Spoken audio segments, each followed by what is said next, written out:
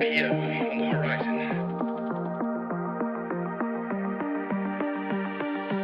You're surrounded by journalists. Hold your position.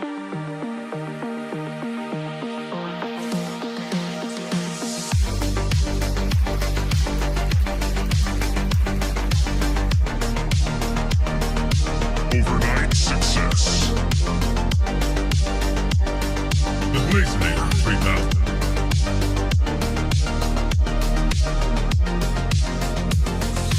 Double blade. Right.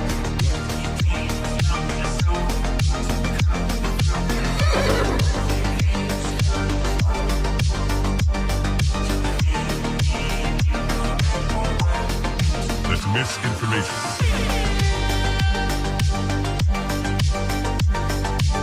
Marking clearing order inbound. That's just wrong. We are surrounded by journalists. Hold your position. Come, get up.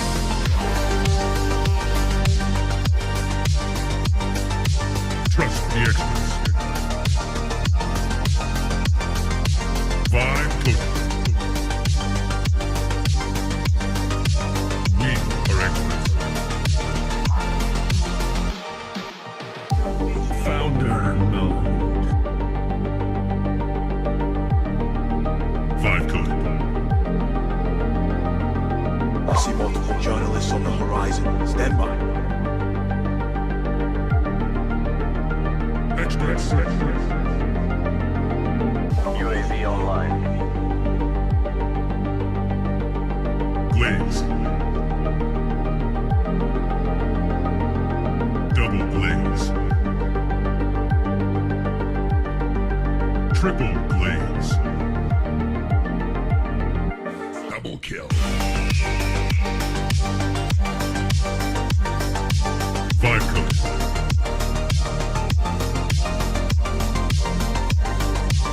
Wrong.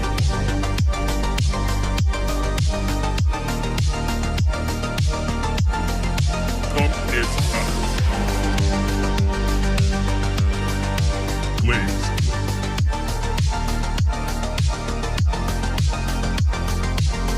Team deathmatch.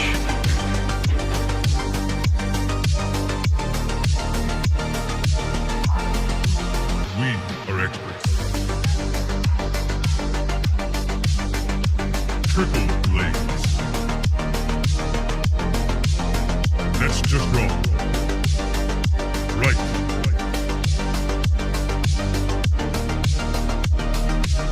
Marking clearing order inbound. Come, get up.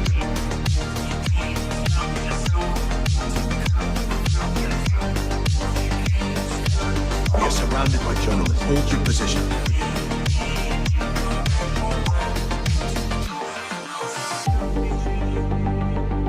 Strike 1. Strike 2.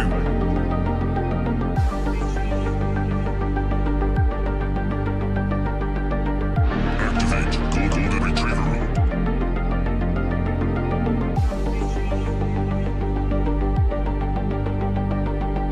Trust the experts.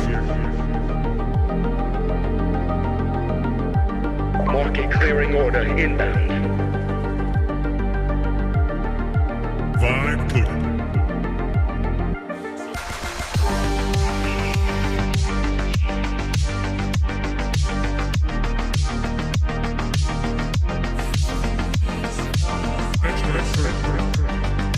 I see multiple journalists on the horizon. Stand by. Founder mode.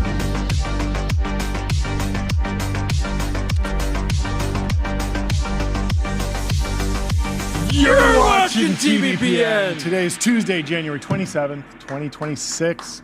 We're live from the TBPN Ultradome, the Temple of Technology, the Fortress of Finance. The capital of capital. Before we begin today's show, as many of you know, there's a major news story unfolding in Minnesota. That's very sad. And it's become a national news event. We're going to continue focusing the show on technology and business, as always. But if you're interested in comprehensive coverage of the Minnesota story, we recommend outlets like the Wall Street Journal, The Information. They've been covering it daily. There's been a lot of great reporting from both of them, both about what tech leaders are saying, what CEOs are saying, and what's happening on the ground with the admin. We're hoping for a peaceful resolution, thoughtful dialogue as the situation continues to evolve. But for now, let's get back to the show because we have a very important guest joining us at 2 p.m. today, the creator of Clawdbot, but now it's called Moltbot. It's been renamed. And we're molting now. Lots of things are evolving on this, and I'm still thinking about it, still thinking about the implications of this. Before we dig into what I wrote about this morning, let me tell you about ramp.com. Time is money. Save both. Easy to use corporate cards, bill pay, accounting, and a whole lot more all in one place. There's a lot of memes. Asks, is Jordy calling in from the paddocks? And yes, I am. We're working on a new pair of headphones here, gear that we can send to guests. Some of the guests come in and they've got some pretty wild audio setups. And so we're trying to help them out with that. So these are in the works. Yes. They're a little bulky right now. So these will be sent to coming soon. Regular guests of TBPN. They're USB-C wired Yep. and should have really clear audio quality, no delay, no These ones are latency. actually built for the track. Yes. And so the noise canceling I think our component guests is might kind of get insane. kind of crazy with it because our guests are going to be like, well, now I'm empowered. Now Yeah. you've given me the ability, because we get some guests that come on the show, I'm sure you've seen it, where they'll be like, you know what, I'm going to stunt on the TBPN boys, and I'm going to give you a factory tour. And sometimes it's flawless, and sometimes it's a little rough, but this is only going to empower them to do crazier and crazier things. So we're working on these. The goal was basically like Turtle Beach headphones for people that aren't playing Call of Duty. Yeah. They're playing Clawdbot or Moltbot, Yes. as we now call it. So Well, let's take everyone through the linear lineup. Meet the system for modern software development. 70% of enterprise workspaces on Linear are using agents. And as I mentioned, we have we have Peter from Moltbot coming on. Palmer Luckey's also coming on at 1:30 to talk about AI drone racing. Bridgit Mendler from Northwood Space is returning. Ben Lerer from Lerer Hippeau Ventures. Lucas, Jamie, Aaron Frank from Lightspeed Venture Partners. We have a massive show that I'm sure we'll finish right on time. It's a 3-hour show, right? Anyway. of course, we'll be going deep into the 4th hour today. Probably. So But stay buckle with up. us. Thank you. Chat is asking if we'll sell these. If we can make these good enough Yes. that they're actually incredible as just a daily driver Yes. for Zooms Yes. and whatever you guys are doing at the office, I would be happy to sell them. Yes. But we have to make them so good. Yeah. Part of the reason why we haven't sold merch to date is just that we're a podcast. We're not an apparel company. Yeah, we're not so real it's not apparel a core company. competency. It is, and there are some hairy, sticky things that come up when you're managing e-commerce, like the back end, making sure everyone gets their returns and gets their deliveries. I've Totally. worked in e-commerce for years, and it's something that we wanted to be just like a nice to have little extra for some friends of the show. But we're actively thinking about it, so we are aware. The Clawdbot memes are completely flooding the timeline. Out of control. My Clawdbot just signed up for a $2,799 build your personal brand mastermind after watching Let's 3 go. Alex Hormozi clips. So this text message, Clawdbot, hey, did anything weird happen while I was out? Define weird. I just got a charge notification for $2,997. Oh, that? I just signed us up for Build Your Personal Brand Mastermind. After analyzing 3 Alex Hormozi clips, the ROI math checks out. You'll 10x that investment in 90 days by monetizing your expertise at scale. What? I also acquired some premium domain. BorgiaEmpire.io. Oh, Borgia is the poster. Yeah. This is hilarious. Probably fake, but I mean the Clawdbot gets wild. I've seen some wild things like and Peter, as he'll talk to us about it. He's clearly no stranger to the fact that, hey, this is a developer level tool. This is something that you should not just be running crazy with. You need to be. He even says this in a post. He says, and yes, most non-techies should not install this. It's not finished. I know about the sharp edges. It's not even 3 months old. And despite rumors otherwise, I sometimes sleep. So very excited to talk to Peter. He's getting a lot of requests for small changes, pull requests. He's certainly inundated, but I think in general the project's going very well, and there's a lot of solid product market fit, right? There was also and he's going to be joining tonight at something like 11 his time. It's kind of insane. Legend. This guy's working around the clock. Absolute legend. So we really say thanks to him. There are some funny things here. So there's a funny conspiracy theory. Did Apple create Clawdbot to boost Mac Mini sales? And there's been a number of funny memes about like being the Mac Mini head of marketing or growth, and you're just like, yeah, my Q1 is off to a great start. Taking all the credit for it. And then Eleanor chimes in with another conspiracy theory. The more convincing plot is that in your role as an unconfirmed Anthropic exec, you went on a special op to get lots of people consuming tokens with open-ended agents, but with plausible deniability. And of course, there's some nuance there. We'll talk to him about the different models, what's beneficial. Obviously, Clawdbot, you can pick your own model, you can bring whatever you want. But he's, I think, a fan of GPT 5.2. He's talked about that, and so we'll dig into that with him when he joins. But what was sticking out in my mind was there's this big meme about you're buying Mac Minis. Mac Minis are out of stock. All the demands in the Mac Mini. But I think that the bigger implication here for what this actually means is just GPU demand, TPU demand, just raw chip demand. And so I was thinking about this idea that you're not buying a Mac Mini when you go all in on Clawdbot. You're actually buying a GB200. Now maybe you're buying TPUs, but the point remains that you're buying chips and you're driving GPU demand because you're generating more tokens. And what are the implications of that? So let me tell you about Labelbox. Where's Labelbox? RL environments. You got it? I have John's a dashboard. Here we go. There we go. I got it. There we go. RL environments, voice, robotics, evals, and expert data, expert human data. Labelbox is the data factory behind the team's world's leading AI teams. So, Clawdbot officially renamed to Moltbot. Anthropic made a trademark-related request, and Peter Steinberger obliged with a hilariously perfect rename given such short notice. I was thinking about how much companies agonize over changing brands, changing names, how it can sometimes take years and millions of dollars. And he was just like, oh yeah, like I'll just change the name and update everything in an hour. Pretty remarkable. Well, so one thing that's relevant is if you look on Peter's GitHub profile under the current projects section. I'm just going to read you a number of them. There's Clawdbot, Vibe Tunnel, Codex Bar, Peekaboo, Summarize, Repo Bar, Go, CLI, Poltergeist, Wackley, SAG, Brabble. And he's contributing to these 11 too? Labs Kit, Go Places, Gift Prep, CamSnap, Spogo, Order, like it just goes on and on and on and on. Codex Bar. So this guy's just been absolutely shipping like crazy and shipping within the ecosystems of the underlying tools, models, APIs that he's doing. So like oftentimes he's naming projects like kind of riffing off of some of the underlying infrastructure. Oh, sure. And so it makes sense that he would have shipped if Peter knew this was going to be a viral overnight success. Overnight success. He would have not necessarily named it so closely. And so the issue and the reason that I fully understand them needing to do this like rebrand is that Claude and Clawdbot, like most people that aren't in our little bubble are just going to assume they're related, especially because the kind of word of mouth, this viral word of mouth growth that Clawdbot is getting.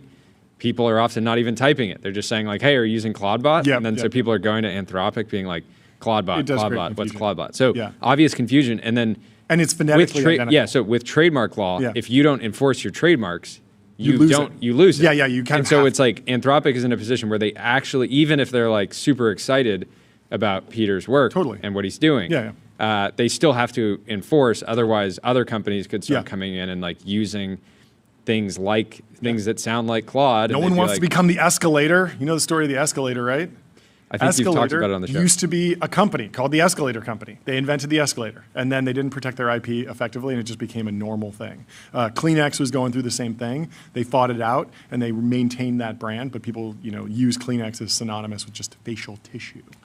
Anyway, MongoDB. Choose a database built for flexibility and scale with best-in-class embedding models and re-rankers. MongoDB has what you need to build what's next. So one clear note about the rebrand. So he changed the handle, and some crypto scammers hopped on the old handle and the old brand and are claiming to launch a coin. Be careful. Peter has said he's never launching a coin. He's not into crypto, so don't fall for anything because people are being opportunistic.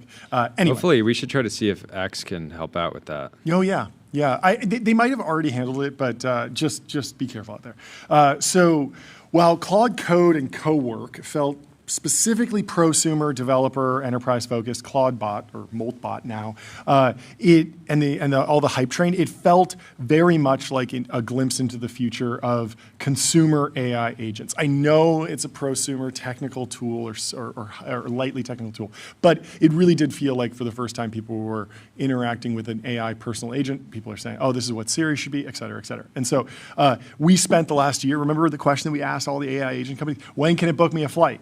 Like it feels like we're really, really close to a Moltbot skill that is good at booking flights through a couple APIs. They figure out some stuff, and like it can actually solve that for you. I don't know if anyone's actually booked a flight with Moltbot, but it feels like if it's not there already, it'll be there in a matter of weeks. We're not years out anymore. Yeah, and this was last year. Yeah. Remember we were kind of getting sick of the like book you a flight pitch. Totally. Because we were like, hey, is this gonna happen? Can somebody actually do this? Exactly. And so that's a cool example. Yeah. But the example of being able to text with a computer and have them like generate reports, research files, et cetera, give you the right file type back, all these things that a computer can do if you're operating it. This is actually more interesting because it's happening at kind of like the sort of internet layer and the OS layer, like the heart, like actually on the computer. And so I think like everyone was wanting the like book me a flight example, but should be much more excited about this. Totally. And so I still have a whole bunch of questions, and we'll dig in through these throughout the show, and obviously with our interview with Peter. Will one of the major labs make Peter a massive offer to join full time? I saw one of my buddies was posting. This is the $1 billion one-person company. Now, Peter does have a team, actually, already. He has a couple of other people that have joined and are contributing. So it's not quite true, but it feels like, okay, massive viral success. If you were to go and raise money, and that's another question, will Moltbot raise money? Will this become sort of a hybrid for open source for-profit company at some point?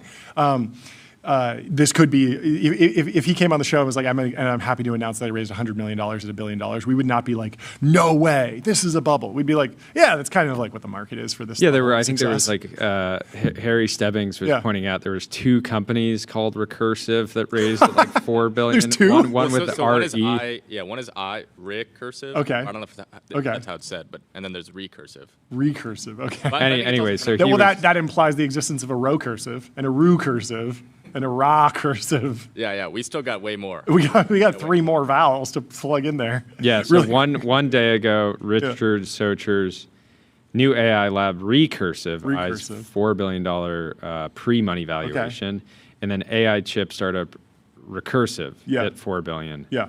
So 2 months after Ryan in the chat saying Meta is going to offer him a $1 billion salary in a co-CTO position, and like that doesn't sound crazy. I mean, yeah, but at the same time, like you can imagine, like Manus. Yeah.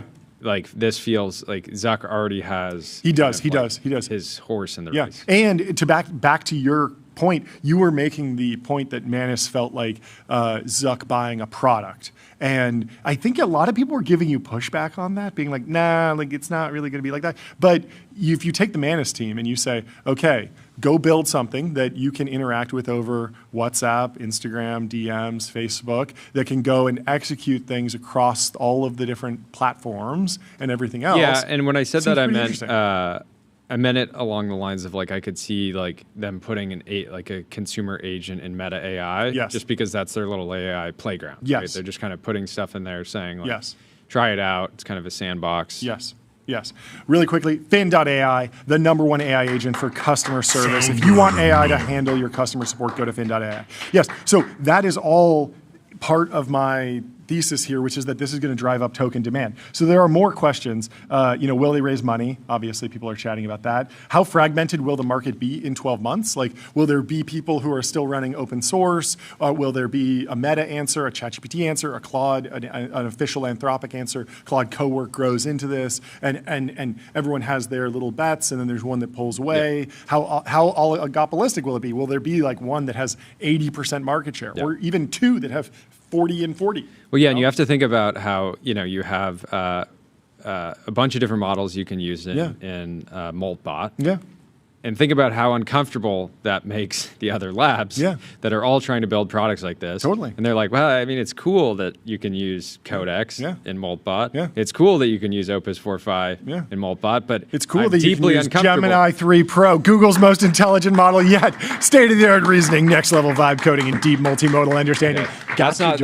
You did get me. You did get me. That's not where I was going. But the point still stands. Yes. It's they can simultaneously be like excited about the product experience and that this kind of like use case is getting adoption, but at the same time being like, no, we want that experience to be core to our product, our app layer. I will say, like, you've seen this now with the new like frontier models, where a lot of the models there actually is like there's GPT 5.2 and then there's 5.2 Codex, where there's slight difference in training, or even if it's just like very quick like post train to get the like different like harnesses working like easier. So like that's why you see a lot of people were like they really love Claude Code with Opus 4.5, but then when they're actually doing like chatting, maybe they're using a different model because the models are actually like fine-tuned for the specific harness. And Sam Altman just said that yesterday, that he thinks 5.2 was a little bit overly trained on math and coding, and that it lost some of its textual flavor,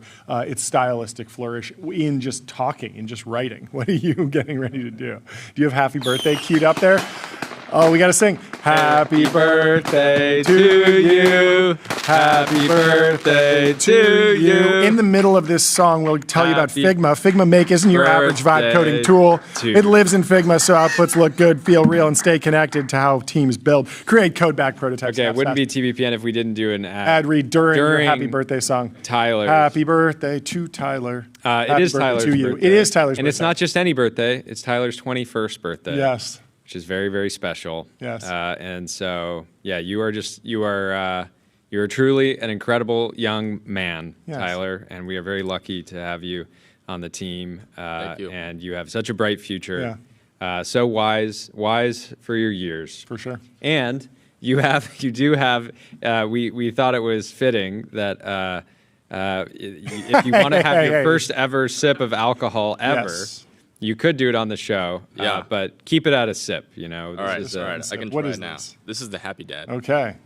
First taste of alcohol. Ian in the chat says 4 more years till you can rent a car. Mocked.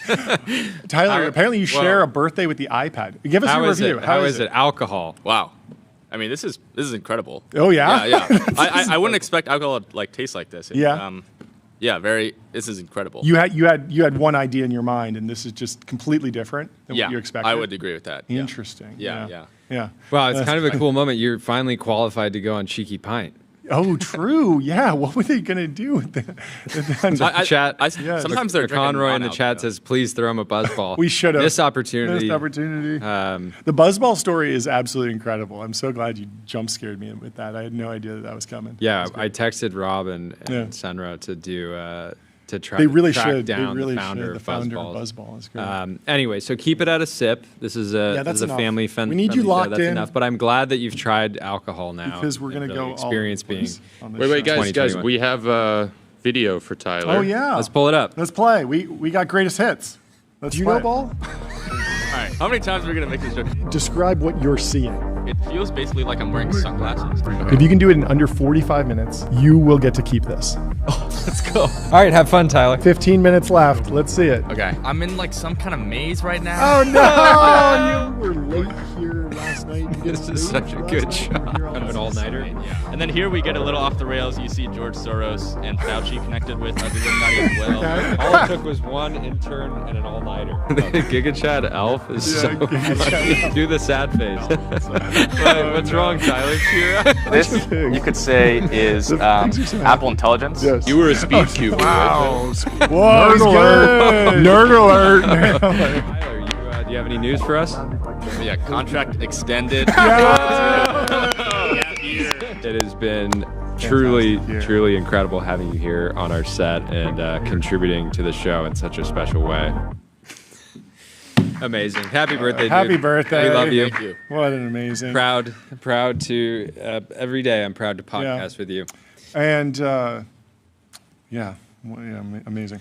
Anyway, I got you something for your birthday. I got you Turbo Puffer, serverless vector and full text search, built from first principles on object storage, fast, 10x cheaper, and extremely scalable. And what a gift. I mean, we're joking about the ad reads, but seriously, if Tyler does love token credits, he has a voracious consumption. That is a good gift. Yeah, any labs out there? Any labs out Tyler's accepting He's tokens. accepting birthday presents today. Let it be known. Send it your way. The credits must flow. Somebody's going to send Tyler like $20 million of credits, and he's like, "Whoa, did I just get bribed?" I was happy with like $1,000. Tyler's over there. I'm only ever going to talk about one specific lab after this. Yeah.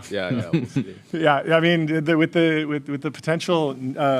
With the stuff you're working on, mapping the Neo labs, anything could happen. It's high stakes over there. Anyway, back to Moltbot, and the biggest question for me was what this does to inference demand. Right, last year tech discourse was split between two narratives. CEOs of tech companies and big labs were saying that they were massively compute constrained. Token generation, demand for intelligence, every possible usage metric was growing exponentially, including revenue. We saw all this. And the industry needed to marshal trillions of dollars to deliver on the supply side. And the numbers were really big, so people were getting jittery about it. And so the AI bears were much more cautious. They highlighted the MIT study showing that enterprise AI pilots were failing, DAU growth was decelerating. There weren't enough wow moments like the original ChatGPT launch in 2022. Those were some good points. Also just the economics, how much will people pay? How valuable is all this stuff? Is it slop, right? Is it progressing fast enough? This was a big debate. But Moltbot really does make me feel like the token generation demands are going to see another easy X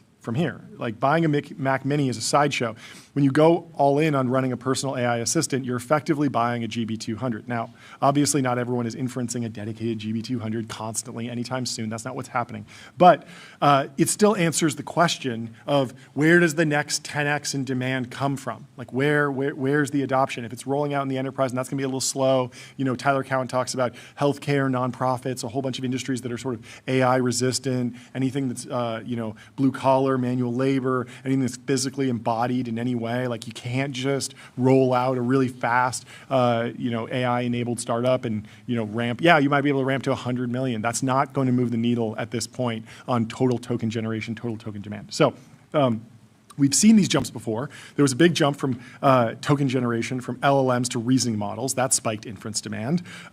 We've been focused on training demand. We need to scale up the training clusters. But the question now is inference demand. Don't forget slop. Don't forget slop. Slop spike demand. Yeah. Are you talking about like Ghibli? The Ghibli moment? All of it. All of it. Yeah. I mean, all of it. Open Instagram Reels. yeah. There's a lot of stuff on there. Deep research and coding agents took it a step further on inference demand. But those were still specific use cases that many AI consumers never regularly touched. The GPT-5 launch which made reasoning models more accessible because the router would just automatically throw you in a reasoning model.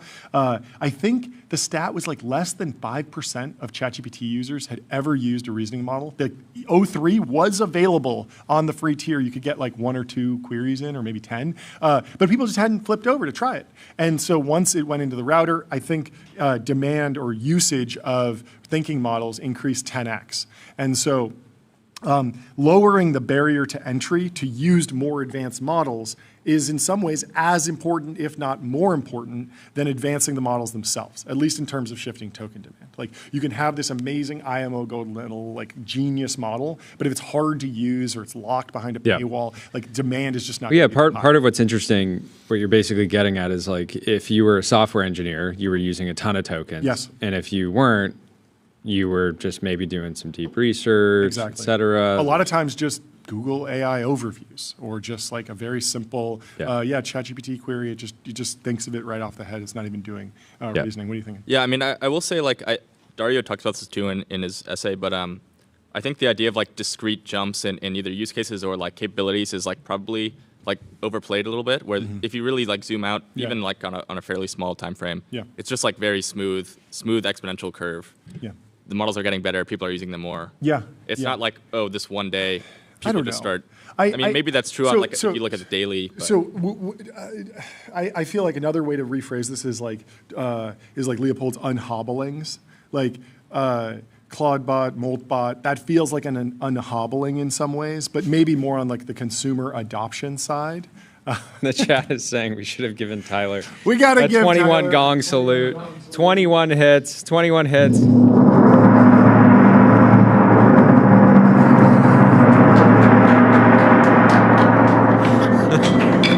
Someone's going to count that and know that I got it off by one. But anyway. It was enough. Restream. One live stream, 30-plus destinations. If you want to multi-stream, go to restream.com. Okay. So I don't know. My general take is like Moltbot still feels like a glimpse into the future where average token generation per capita is 10x's, over the course of this year or next. And whether it lands with Moltbot or with one of the AI labs or with the big tech companies, it just feels like we're going to see a lot more token demand. Yeah. Ash Aurora says whoever builds a direct-to-consumer front-end wrapper of Clawdbot is going to print money. Doesn't this exist? I saw the Poke people by Interaction. Well, they're not using. No. Moltbot. Oh, yeah. Sure. So they're not using it, but they have positioned themselves as like, hey, we're the company that is doing a lot of the same things, going after the same market, solving some of the same problems, and so will be interesting to see, how much they accelerate on the back of this. That's certainly interesting. I also saw, I don't know if we have it in here, but the good folks over at Cognition, Walden Yan, said, don't waste your time setting up Moltbot. I had Devin set it up for me. I didn't even run a single command, and now I'm talking to it on Telegram. You can go to tryclawdbot.com. They're going to have to rename the website, but this is very, very cool for the less technical folks who don't want to mess around with. I'll start reading the next post. Feel free to hit it one more time. Chat says it was 20? 20. Oh, no. With authority. QW says, Clawdbot made me realize that nothing about me lives on my local device and that Google owns everything about me. In other words, a local AI assistant isn't particularly useful and Google will just win everything. So, hot take there. He says, all your browsing history, shopping history in Gmail, search history, calendar, Gemini, YouTube, Google Home, where you've been, Google Map, your workspace, it's over. Yeah. Bow down to your digital god. The iPhone users would like a moment. Like, yes, this is extremely true, but there's a lot of people that interface with Google through their iPhone, and so there is. Well, yeah. So my hope is that the Siri team plays around with Clawdbot and is like, wait, this is our opportunity. Yeah, totally. Like, you should be able to chat with your computer wherever it is in the world from your phone and be able to do tasks. Yep. In a way that's sort of native, AI native. Yeah, totally. Public, investing for those who take it seriously. Stocks, options, bonds, crypto, treasuries, and more with amazing customer Public, service. We have to share, is a new sponsor of All In. Yeah. All In is doing ads now. Finally, this is something that we've been begging them to do TBPN. Since the very beginning. We really have been begging for this, but very, very good. And I'm sure those will do quite well. They've been doing a bunch of good stuff. The Davos coverage was really, really fun. Obviously, the Satya Nadella interview was great, but there were a bunch of other folks who hopped on at Davos to talk tech, and it was a delightful experience. Vignesh, who is working on Join the team. Moltbot, Yes. says a thread about what I've been doing to calm down some egregious security claims that have been posted about Moltbot over the weekend. Moltbot is powerful software with a lot of sharp edges. Please read the security docs carefully before you run it anywhere near the public internet, and don't skip the checks in docs/security.md. What percentage of people do you think skip those checks? It's literally everyone. I mean, so I have it set up on our like local machine here, Yeah. and it was texting. I think it texted you and Ben. Yeah, that was actually crazy. I didn't So have the auth set up, so I don't think any of this will dox what's going on, or really. Did you disconnect it already? Yes, Okay. I believe. Because I get an iMessage that's from Tyler's email, and it just says HTTP 429 rate limit error. This request would exceed the rate limit for your organization, and it's just texting me. It's just like, hey boss, I need more money. I guess it's hitting me up. It's this. It's the experience of working here, where Tyler's constantly asking for more tokens. Can we go back and just appreciate just like the frenzy that both the labs and every VC is in right now to give Peter money? Because it's not just the labs. But it's not just them. It's just the what lab. the lab's doing, and then what is big tech going to do? It's such a dramatic line. Yeah. It's so fun. So I would imagine that the Gulf Streams are getting fired up. Yep. And there are people already on the ground. I don't know if we should dox his location. We're not gonna but dox him. In his bio, he does say he's in Europe. So, VC, Europe, you got to get Europe, out there. we got to give some credit to Europe generally. True. Synthesia. Talk about a comeback here. Synthesia is cooking. This is amazing. I love it. Moltbot now. But yeah, there's so many people that are currently sending him messages, maybe showing up where he is, begging him to say, please take somewhere between $250 million and $1 billion. Yeah. And we'd love to do business with you, I love it. Peter. Lambda is the super intelligence cloud, building supercomputers for training and inference that scale from one GPU to hundreds of thousands. Cloudflare has been on a bit of a tear. People finally starting to realize that Cloudflare might be the biggest winner of the Claude cowork, Clawdbot, ChatGPT moment. Interesting. Tyler, you want to break this down? Wait, sorry, I was. Oh, were you? Oh, you tried alcohol. Now you can't pay attention. So that's the last. So Cloudflare is a CDN, but they also have like web workers that are distributed, so you can host things on the edge. Yeah, so this is why everyone was like, why is everyone buying Mac Minis, right? You can just like host these for very cheap on AWS or Cloudflare or whatever. But I do think I don't. It's probably possible, but I do think it's pretty hard to host a virtual private server that runs iMessage. Yeah, that's true. But even then, I mean, most people I see using Cloudbot are doing like Slack, Telegram, or Slack, or and all of those have like APIs that they can integrate with. And there's some stuff where it's like, okay, you want access to like the local machine, yes, and you want it to be Mac because you're on your phone and you usually use Mac. So. But there are a lot of people that would say, I want Clawdbot to look through, or Moltbot to look through my iMessages and see if I missed anything, or okay, I'm planning this is the AI personal assistant, right? It's like I'm planning a family birthday party. Go and someone in the chat said they're not available on the mid-February. What does that mean? What dates are that? Put that on a calendar. Visualize that. Like solve this problem for me. That's what a personal assistant does. It's not just clicking a button and creating a calendar invite. It's like coordinating different pieces of information that are all messy and not quantized to the perfect, date timestamp, right? So I think that the Mac Mini thing, that like just host it in the cloud, but you're not going to get your full experience if you're locked into the Apple ecosystem, which a lot of people are. What do you think? Yeah, I mean, I would be surprised if people in like 5 years, if like non-super technical people are running it on local machines.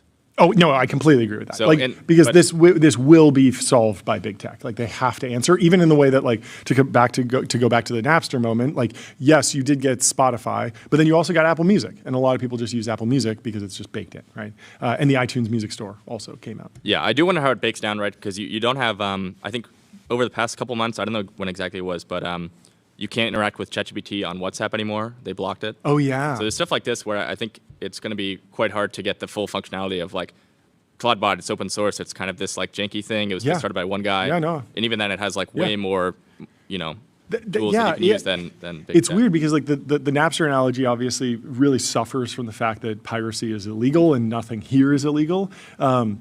And you're not. I don't even think you're breaking TOS to interact with your different big tech app services. But maybe they'll be like, you don't let the fox in the hen house. That's in our terms and conditions.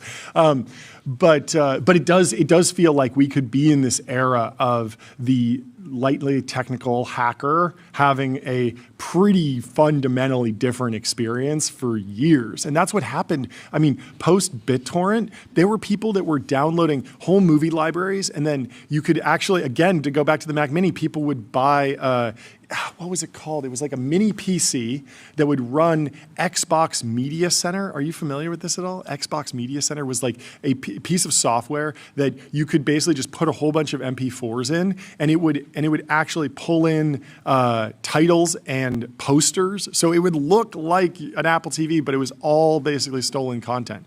It was very, very crazy. Kieran in the X chat says, "I'm running on VPS currently, waiting for my Mac Mini. Okay. No TOS issue. All personal. Yeah, it's all personal channels. But the migration off of the Mac Mini into one of the big tech products, or even OpenAI or Anthropic. The only thing I they're really, going to have sharp elbows with each other. That's just a fact. I disagree. I disagree on the timeline here. Okay. I just think the space is moving so quickly. Yep. And there's so much money on the line that someone, maybe it's Peter, or a lab, will be able to move quickly enough to get a consumer version of this live, like not in years, but like within probably weeks. There are also like feedback loops here where there can be public demands from consumers. Like you got 40,000 GitHub stars, probably more now. You got lots of people running this, excited about it, and they form a constituency.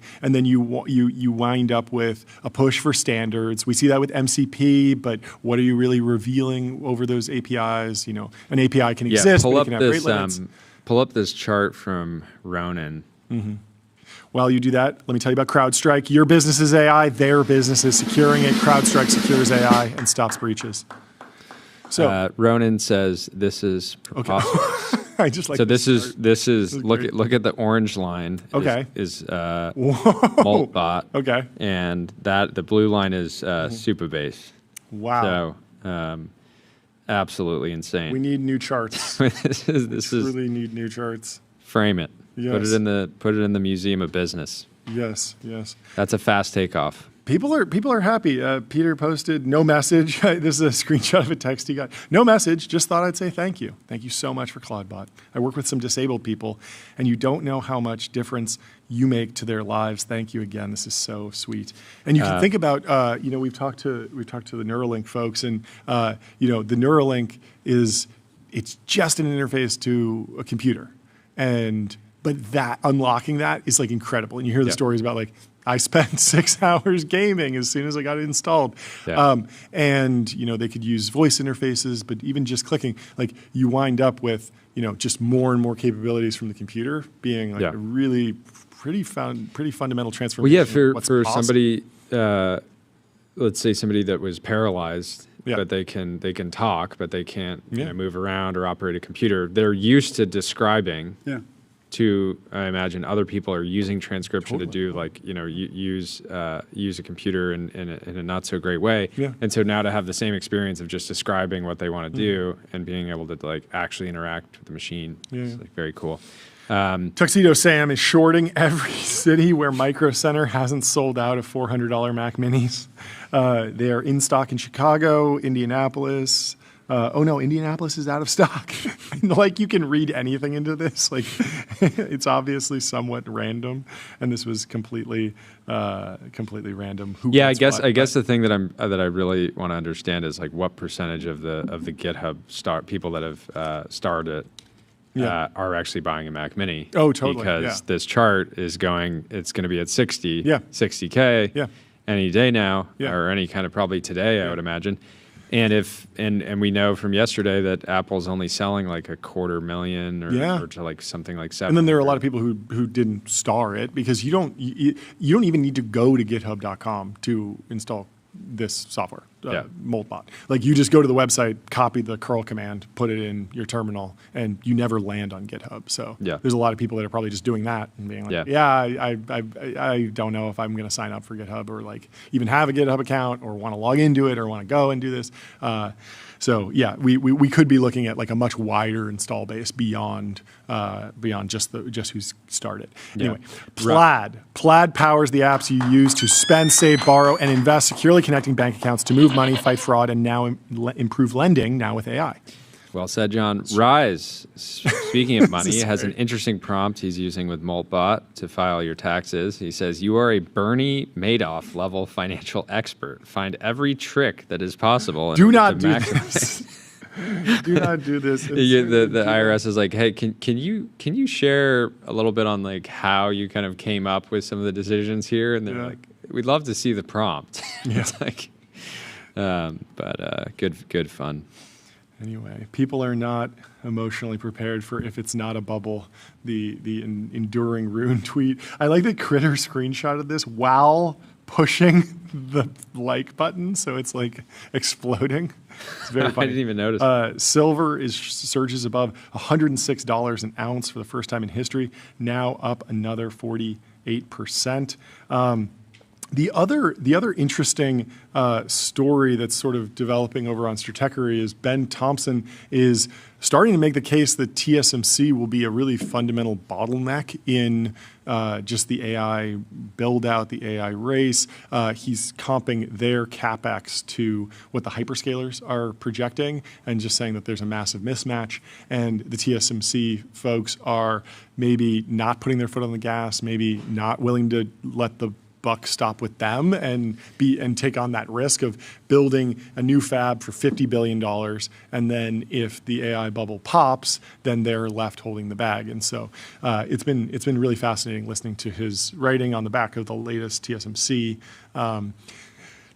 earnings and watch him sort of unpack what's going on with TSMC. The sort of conclusion that I took away from it was that Intel, while it has a lot of problems and the stock just sold off a ton and they have a lot of losses, he's sort of saying that Intel needs a customer, Samsung needs serious customers, and in order to really unblock the semiconductor supply chain, the other fabs are going to need the big hyperscalers and big labs to just take a big leap of faith and say, you know what, we are going to go all in with you. We're going to sign up and plan and work out all the kinks of the Samsung fab process or the Intel fab process. And in exchange, what's going to happen is as soon as OpenAI or Anthropic or Google or even NVIDIA say, hey, Intel's good enough for us, well, then guess what's going to happen? TSMC is going to have to go and say, yeah, we're going to build the extra fab and we're going to build the extra capacity. And when we talked to Sam Altman, and in a number of interviews that he did that week, he was very clear about, I would love TSMC to make more. He wasn't exactly like firing shots, but he was definitely saying that like he was identifying it as a bottleneck. And it's interesting because at the start of the year, I was highlighting energy as an interesting bottleneck. And we were going back and forth on, where is it easier to move chips around the board? Energy, where you can reroute from the grid, from oil and gas, from nuclear, you can bring different capacity online. There certainly are bottlenecks there, but if you can't produce the chips and the fabs just don't exist and it takes 3 or 4 years to build a fab, you could be looking at a really big bottleneck. Tyler, what do you think? I mean, it just seems like in power or energy, like the bottleneck is regulatory, and like in some ways that's like way harder. But if there's actual like political will, if electricity is getting super expensive, then like you should see that kind of those regulations like be taken away a little bit, and then it actually becomes much easier than actually just like expanding TSMC production by like whatever massive amount. Yeah, I have one more point on that. First, I'm going to tell you about Cognition. They're the makers of Devin, the AI software engineer. Crush your backlog with your personal AI engineering team. So the question of like which is more of a bottleneck, energy or TSMC in the chip supply chain is interesting because energy feels like this incredible bottleneck. It's a very political, like hot button issue now. energy prices are rising, data centers need a lot of energy. But if you look at the amount of chip fabrication that's going to AI, and then the amount of energy production that's going to AI, obviously the number of chip production going to AI is a way higher percentage. Yeah. Because a lot of the chips and a lot of the line time at TSMC, yes, they do all sorts of different chips, and CPUs still get made, and there's a bunch of ASICs for different networking equipment. There's all sorts of different chips that get made. I mean, the toaster that has a chip, the Bluetooth on different process nodes. But even if you include all of that, I would assume that the total amount of fabrication line time is heavily allocated to GPUs, TPUs, AI chips right now, whereas the amount of energy that AI is using is probably less than 1% of total capacity. Yeah, it's interesting that CC Wei, the CEO of TSMC, he doesn't have to go on the podcast tour raising money all the time. They're not like pushing this like insane kind of fast takeoff narrative. No, it's like not at all. very much like kind of, hey, we're just trying to run our business the way that we always have. Be pragmatic about this. Fulfill as much demand as we possibly can. But they seem to not be inclined to take on the level, certainly not the level of risk that, imagine if you had Larry Ellison running TSMC. Get him in the ring. I want him in there so badly. Yeah. No, you're 100% right. But at the same time, we're seeing the hyperscalers throw their weight around in like crazy ways. We covered AWS is like buying copper mines and stuff, or I don't know if it's a copper mine, but like getting into mining. There's a whole bunch of vertical integration that's going on. Tesla all the way down to battery refinement and lithium ion production. Meta today announced a $6 billion multi-year partnership with Corning that will supply fiber optic cables for our data center infrastructure, bolstering manufacturing in America and keeping the country competitive in the global AI race. We can read through a little bit of this, but first, I'm going to tell you about the New York Stock Exchange. Want to change the world? Raise capital at the New York Stock Exchange. Yeah, Corning up 15% on the news today. Yeah. So makes sense. What is their market cap? Let's see, $94 billion company, and I'd love to know their revenue as well. Let's see, their revenue was, I don't know if I can find it. Annual revenue, $12 billion. So this is, pretty material. Let's see. Meta Platforms is set to test new subscription models across its apps. No, that's a different story. Different story, but we can run through it. I am interested to know a little bit more. So it's a $6 billion multi-year agreement. It supports a 15 to 20% increase in jobs at Corning's North Carolina facilities. Building and operating data centers, the infrastructure that brings our technologies to life and supports our goal of personalized super intelligence. That certainly sounds like an AI personal assistant. Certainly sounds like Moltbot to me. Requires strong servers and hardware that connect and transfer information in near real time. Fiber optic cables are a critical part of this technology. This supply, helping us power everything from wearable technology like Ray-Ban Meta AI glasses to our apps, which connect billions of people. Today, they're doing a $6 billion project. As part of this agreement, Corning will grow its manufacturing capacity across its operations, includes a significant capacity expansion in North Carolina. Meta's data centers, 26 of which are under construction right now, are operational. Why are you laughing? It's just so many. That's a lot of data centers. That's why they have a compute desk. If you have, this is a bit of advice for everyone. If you're working in a business and you have like a team or a guy that does something, you need to upgrade that to a desk. Yep. Yeah. Yep. You need a production desk. Millionaires have guys. Billionaires have desks. Probably, yeah. Well, trillion-dollar companies have desks. That's what it is.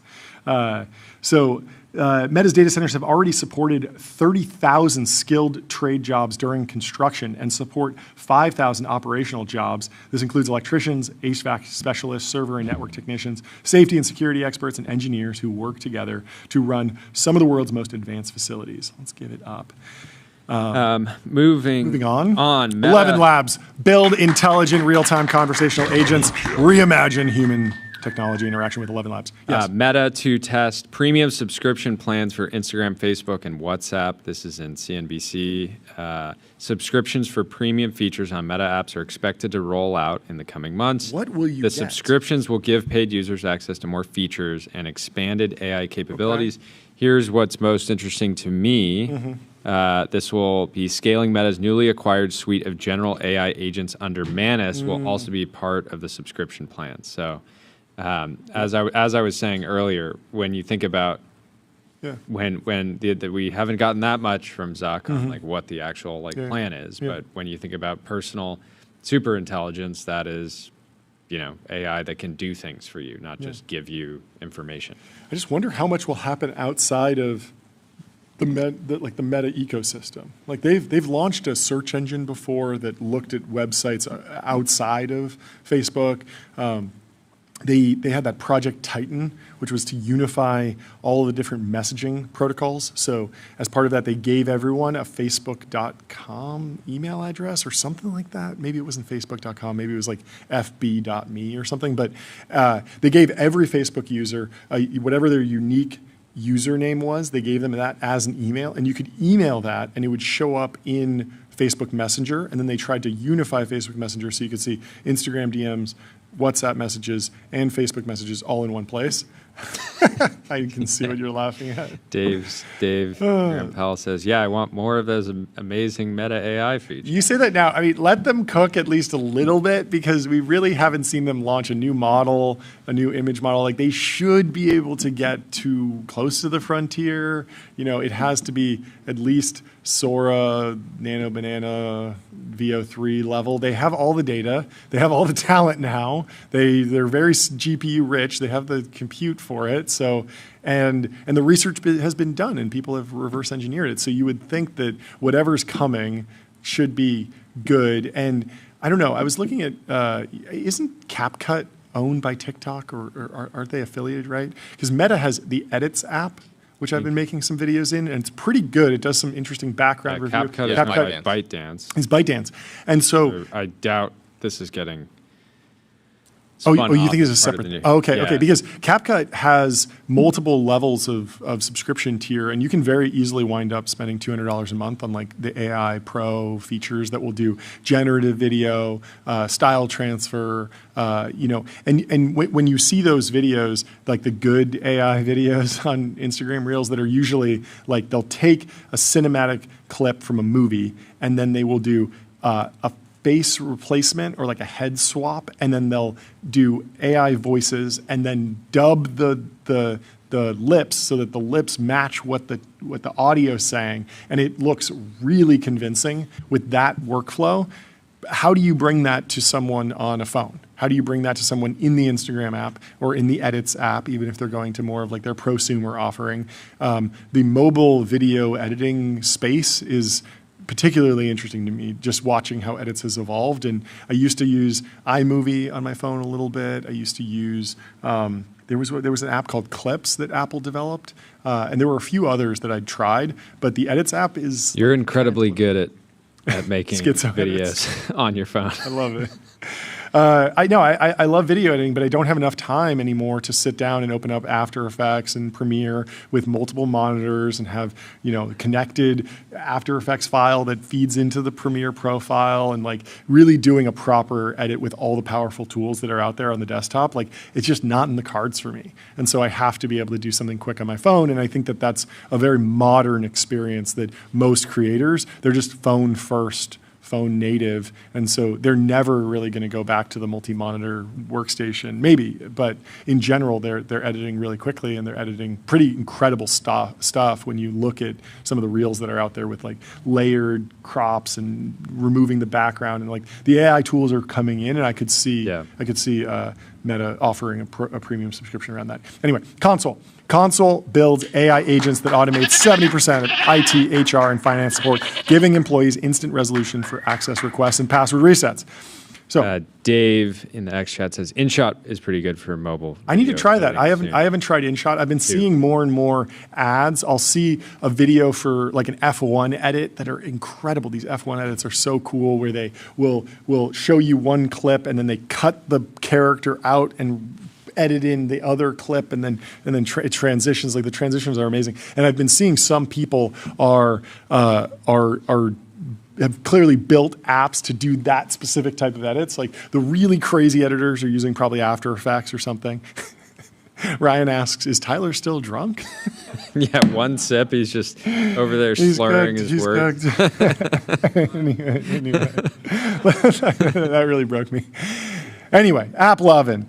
Profitable advertising made easy with Axon.ai. Get access to over 1 billion daily active users and grow your business today. We had a great comment in one of the podcast feeds. Someone said, "Give us an Axon klaxon," because a klaxon is a loud clash. We were all puzzling over what that means. When we smashed the gong, immediately. It's an Axon klaxon. Yeah. I love an Axon klaxon. Niraj Agrawal says, TikTok is dead. The algorithm is worse than the reels that make it to Facebook. Wow.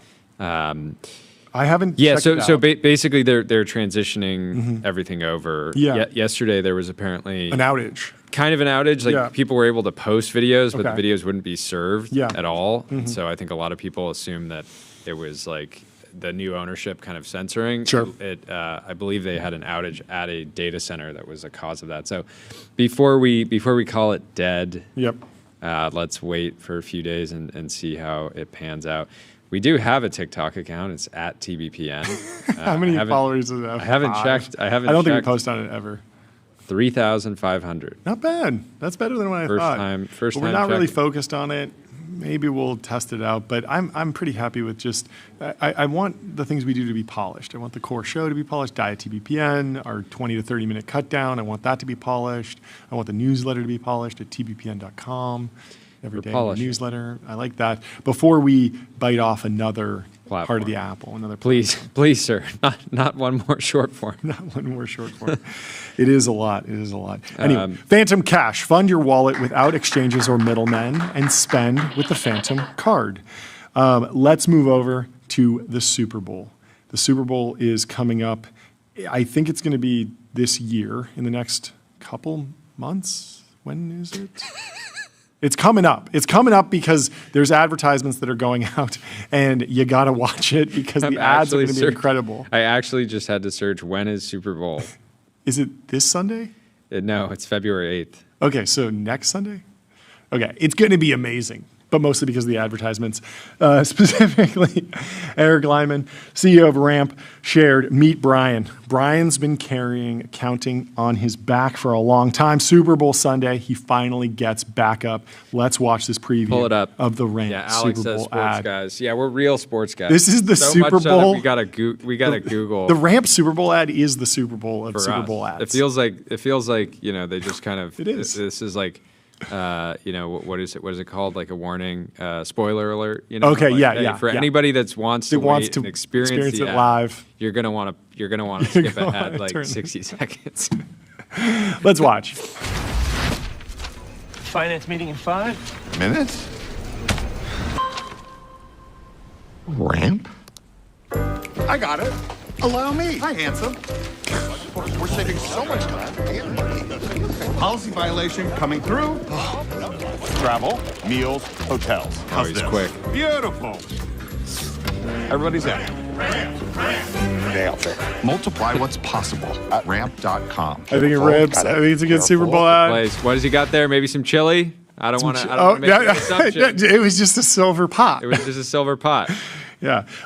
No, I think this achieves a couple things. I think, it drills the brand name in. Think about how many Ramp logos are in there. And then they're chanting Ramp. And for, Ramp's a very successful company. We all know about it here. But there's a lot of people that just don't know the name Ramp. It hasn't been drilled into them like, some company that's been around 50 years. Yeah, it it's just sort of takes time. on the precipice of being there's not been enough mainstream marketing yet for it to be a household name. Yeah. It's a life's work to actually drill into people's mind the Ramp name, the logo, the color, how it sounds when you say it, what it's synonymous with. And so just like not going too abstract, not trying to tell some more avant-garde story here, I think it's almost like a direct response ad. It's just so clear what the problem, solution, brand. Yeah. Problem, solution, brand. And We need that's those why I think it yellow works. ties, Look too. at that. Like they are really putting their logo full screen on the Super Bowl. Like that is valuable. And sometimes I think sometimes it can feel like, oh, it's like simple. Like you could be doing something more bold, more crazy. Yeah. But I think this is what you need to do at Also, this after level. last year getting Saquon, Yeah. and then That was a the really team great ad, actually too. winning. Yeah. Like that's actually kind of like an impossible set of Yeah. circumstances. Yeah. Not impossible, Yeah. but it's a crazy roll of the dice. And then they're also building a whole role with Brian, and they're building him into the brand world as the downtrodden accountant who just needs some technology, Superpowers. to improve him. Heading over to Toby. Yes. Toby over at Shopify posted his love this. heart rate through his first stint at the Daytona. You see the first annotation on here? This is It's just crash. crash. Yeah, so He Basically, they do started the out at form- like 120 beats per minute, right? He's doing weighting. He does the warm up, preparing the formation lap, and then there's a crash right on the right at the start. Very, very rough. So basically the crash happened with the LMP2 class, which Yes. is the kind of pro-am, Yes. same segment that George from CrowdStrike was racing in. Yeah. So both Toby and George, Yeah. all of our boys got hit right as the race opened. And so what George was saying yesterday, Yeah. the reason he was frustrated, he's like, this is a 24-hour race. Yeah. Never has a race like this been won on the first lap. Yeah. And so it's incredibly unforced Yeah. to like crash in the opening corner. Sure. When you really should just get through it. It's like the most, it's going to be the most like one of the most intense moments because there's so much traffic. But if you actually go and watch the footage of what happened at the opening, there was like somebody gets hit, spun out, and then they're turning around and somebody hits them again. Like 2 accidents in the opening minute. So insane. I But, love that the actual true final heart rate spike was at the end when you're changing out of the car.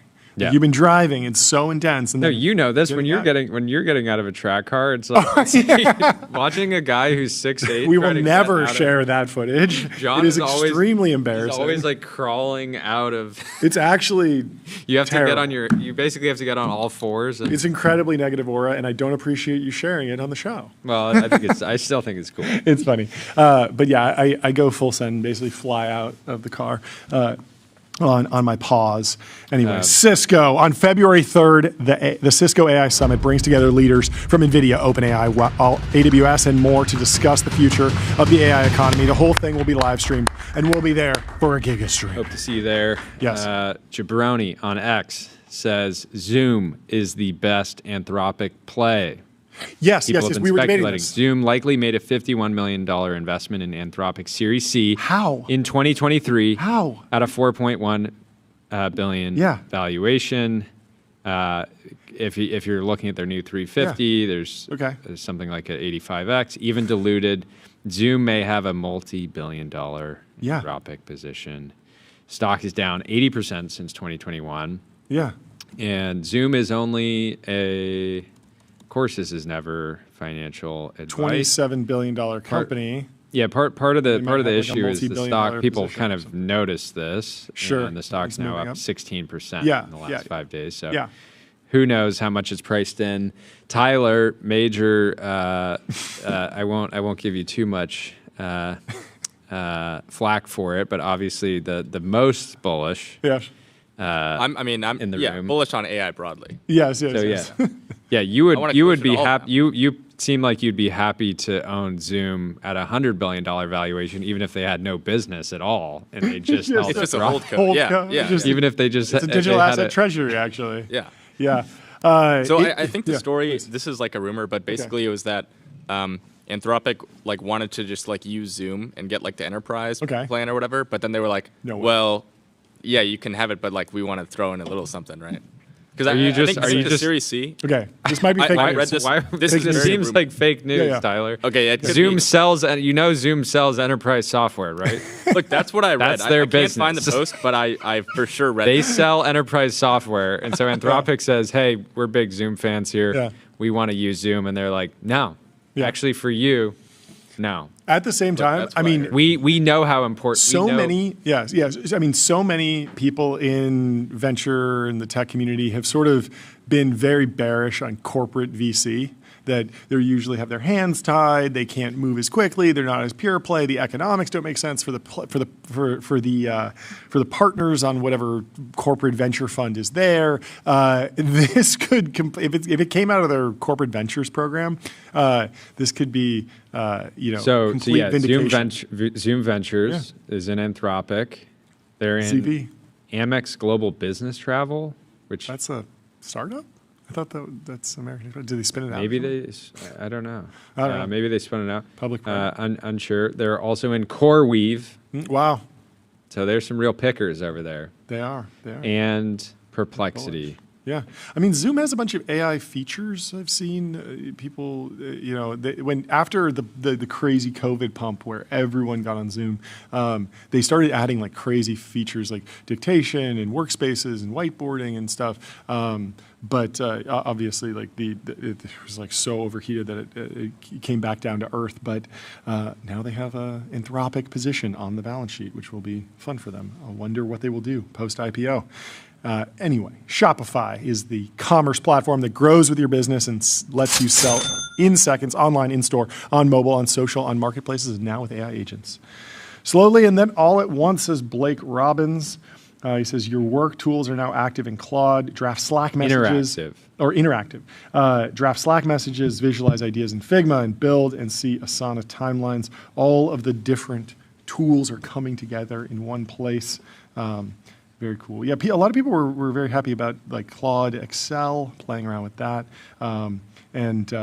It does feel like when you see an account like Claude posting about Slack and Figma and Asana, you have to imagine there's a discussion there. It's not open source, so there's probably something. And so they're chipping away at these, and OpenAI has been chipping away at these for a long time. So the race is on to have the most integrations at this point. Yeah. Sarah Eisen over at CNBC, Squawk on the Street, is sharing breaking Anthropic's warning to the world. Anthropic CEO Dario Amodei says, imminent real danger that superhuman intelligence will cause civilization-level damage absent smart, speedy intervention. Sarah says, so buy our products. This is the problem of dropping like a 20,000-word essay, is that like you're gonna get clipped out of context. Like there was so much nuance in that Dario essay, which I have not finished all the way through. I was reading it last night; it was very good. But Tyler, can you make? You should make a version of the new letter with Subway Surfers that run. Oh, true. Just build that as a standalone. Yeah, we needed Clad Labs, Chad IDE for reading. Claude, summarize this in 4 words. AI good. Maybe it's so buy our products. Maybe that's the four word summary. Who knows? Jeff in the X chat says, guys, I'm building Moltbot Cloud. Let's go. Stay tuned. Okay, Jeff. We are tuned. Good luck. We will remain tuned. Let us know when you further launch. Information. Vibe.co, where D2C brands, B2B startups, and AI companies advertise on streaming TV, pick channels, target audiences, and measure sales just like on Meta.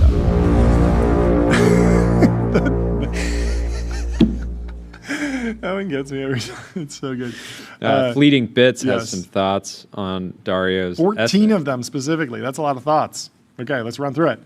There's nothing new here if you're familiar with the AI safety discussions that have been happening on Twitter. Yes, but it's important for Dario to restate them in a format that can be passed around and formatted and is coherent from start to finish. So still serves a valuable purpose for the ecosystem. The most interesting bit is that his mental model for AI control risk is the risk that would be posed by a country of geniuses in a data center. Interesting. That is interesting.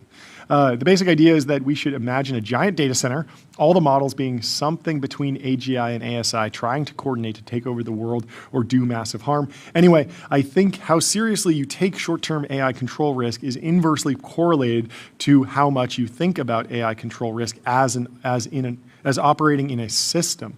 So the systematic view starts and says labs exist in an ecosystem where they need to sell models that will follow human instruction, or they have no market. They are also overseen by regulators and guided by public perception and the desires of their employees, and all of this keeps models corrigible. Great word. And the model landscape will look like 3 to 6 frontier labs running millions or billions of rollouts at a time on 2 to 3 different models, all on different tasks. So a model takeover requires these millions or billions of rollouts to somehow end up all be coordinating towards some bad aim that somehow the models have autonomously determined. And this coordination either needs to be across different model instances run by different labs, or one lab needs to be able to have its models dominate and needs to form without being detected. And this has to happen even though the models are being trained to and follow instructions, not do bad behavior, etc. Dario's view is somewhere in the middle. On the one hand, he collapses the multiple providers, our coordination across instances, and collapses the market incentives against labs developing models that would behave that way. But on the other hand, he does avoid the concept of a single model instance that somehow wakes up and takes over the world, despite billions of other rollouts occurring at the same time. Actually, though, if you think about it, he's not proposing an AI control risk. He is proposing an AI misuse risk instead, because it seems more plausible to me that the harmful country of geniuses is awoken because a small team at a frontier lab hijack all the running instances of their model rather than because the models themselves autonomously wake up to some bad aim. Interesting.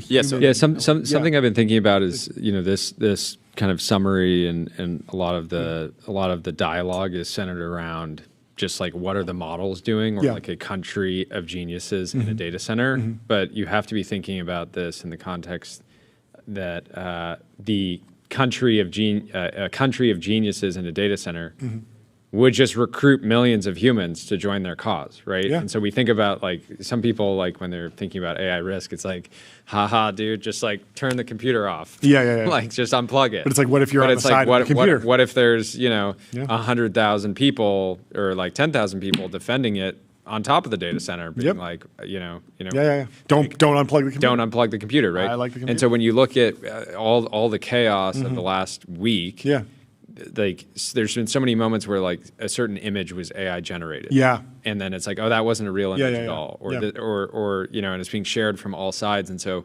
at what point, you could have nefarious, hostile AI that's entire job is just creating chaos, millions of bot accounts that are just like sharing whatever narrative is self-serving. Yeah. So you can't tell. Yeah, I mean, I think I really enjoyed this essay. I thought if you kind of compare it to a lot of like other safety works, so like Eliezer's book, if anyone builds it, everyone dies. Yeah. Like the two kind of scenarios where Dario's is about basically, even if we have like pretty safe models, which like he thinks we can do with interpretability or whatever, if it gets into the wrong hands, it's like very bad. If it gets into autocracy, and that's kind of the real that's one of the main risks. Where Eliezer's and a lot of the safety ones are always these like very sci-fi narratives where you have this like gray goo, you have these like nano machines that somehow one day they just like kind of flip, and then it's just kind of over. Yeah. And I think this is much more reasonable and like nuanced. Yeah, it's much more legible to like the average person. Too. Yeah. And especially I think a lot of it is there's this kind of like, I don't even know if it's really subtext, but he's definitely pointing in the direction of like we need some government oversight, we need policy, and it seems like you can very easily like track like his ideas on what policy should be from this essay, right? It's a lot about China, a lot about making sure that individual companies don't like become as big as governments. One interesting wrinkle with this, he did not post it as an X article. He posted it as a link. Because he wants to signal to everyone, like, look, I don't need the $1 million. I don't need the million. I don't need the million. I know I got a banger on my hands, 3.5 million views, 11K likes, obviously lots of discussion all over the internet. Because if Sam posted an X article, right, it's like, he's got 1.4 trillion. Yeah, right? He really does want that extra mil. He needs the extra mil. It's not, doesn't put him all the way towards the goal, but it's a mil is a mil. Yeah, mil is a mil. But as an investor, like I want to see my lab CEO be like super hungry for compute, right? Yeah. So I want them to always be grinding to get like extra. So maybe this is bearish. They should have. So like, posted if I'm a VC, if I'm an Anthropic, I'm like, why did he not post this on X? Yeah, that $1 million could have gone straight into like GPU. More GPUs, Elon would have for sure given his rival. I can definitely see that happening. Anyway, Nikita is like walking to meeting with Elon, just shaking like, I'm very sorry. People have voted. They want to give it to Dario. I mean, Elon said some things about Claude. He said like it'll eat Microsoft. He's all over the place in who he's supporting on a day-to-day basis. But anyway, Okta. Okta helps you assign every AI agent a trusted identity, so you get the power of AI without the risk. Secure every agent. Secure any agent. More important than ever. Anyway. Key Smash Bandit. We have last post. Last post. Key Smash Bandit says Claude just found out I'm poor. Oh yeah, this is so funny. Send it. Key Smash sends a picture of a Raspberry Pi to Claude and says, "Look what just came in the mail." Claude says, "Oh, for me, that's thoughtful." And then the person says, "Do you like it? We've been discussing some more powerful hardware. What made you decide on this instead?" I love that this also has 11,000 likes. I mean, this is probably fake. Like, who knows? But it's Claude's so funny. Are you kidding? This is like I don't want to run on a Raspberry Pi. I want a Mac Mini maxed out specs. Give me 48 gigs of RAM, please. I'm hungry. Feed Claude. Without further ado, we have Jamie from Pace, the co-founder and CEO, in the Reach Room waiting room. Let's bring him into the TBPN. Jamie, how are you doing? What's going on? Hey guys, thanks for having me. Thanks so much for joining. First time on the show, please introduce yourself and the company. Yeah, hey, I'm Jamie. I'm the founder and CEO here at Pace. Pace is the AI operations partner for the world's leading insurers. Amazing. Give us the news. We've been waiting for this company. For sure. We love all applications of AI. Give us the news. What happened today? Yeah, absolutely. We're super excited to share today that we raised $10 million from Sequoia Capital. Whoa. Thank you. Yeah, we're super excited to have Brian Schreier and Lauren Reeder representing Sequoia on our board. Amazing. Okay, talk about the go-to-market. How much of this is just like there's a few big partners that you need to get on board versus something that's more self-serve, bottoms up? What's the customer adoption been like? I mean, what's the overall progress of the business? Are you live? Do you have customers? Absolutely, yeah. So we're lucky to be live in production today for some of the world's largest insurers. Okay. We're working with large carriers like Prudential, specialty mutual groups like the Mutual Group, and then all the way through to sort of tech-forward brokers like Newfront. Sure. And I think, in our industry, in insurance, about $70 billion is spent every year on back-office BPOs. Okay. Oh, and crazy. A lot of that is driven by sort of the largest carriers. Yeah. And so you're basically the BPO's worst nightmare. Yeah.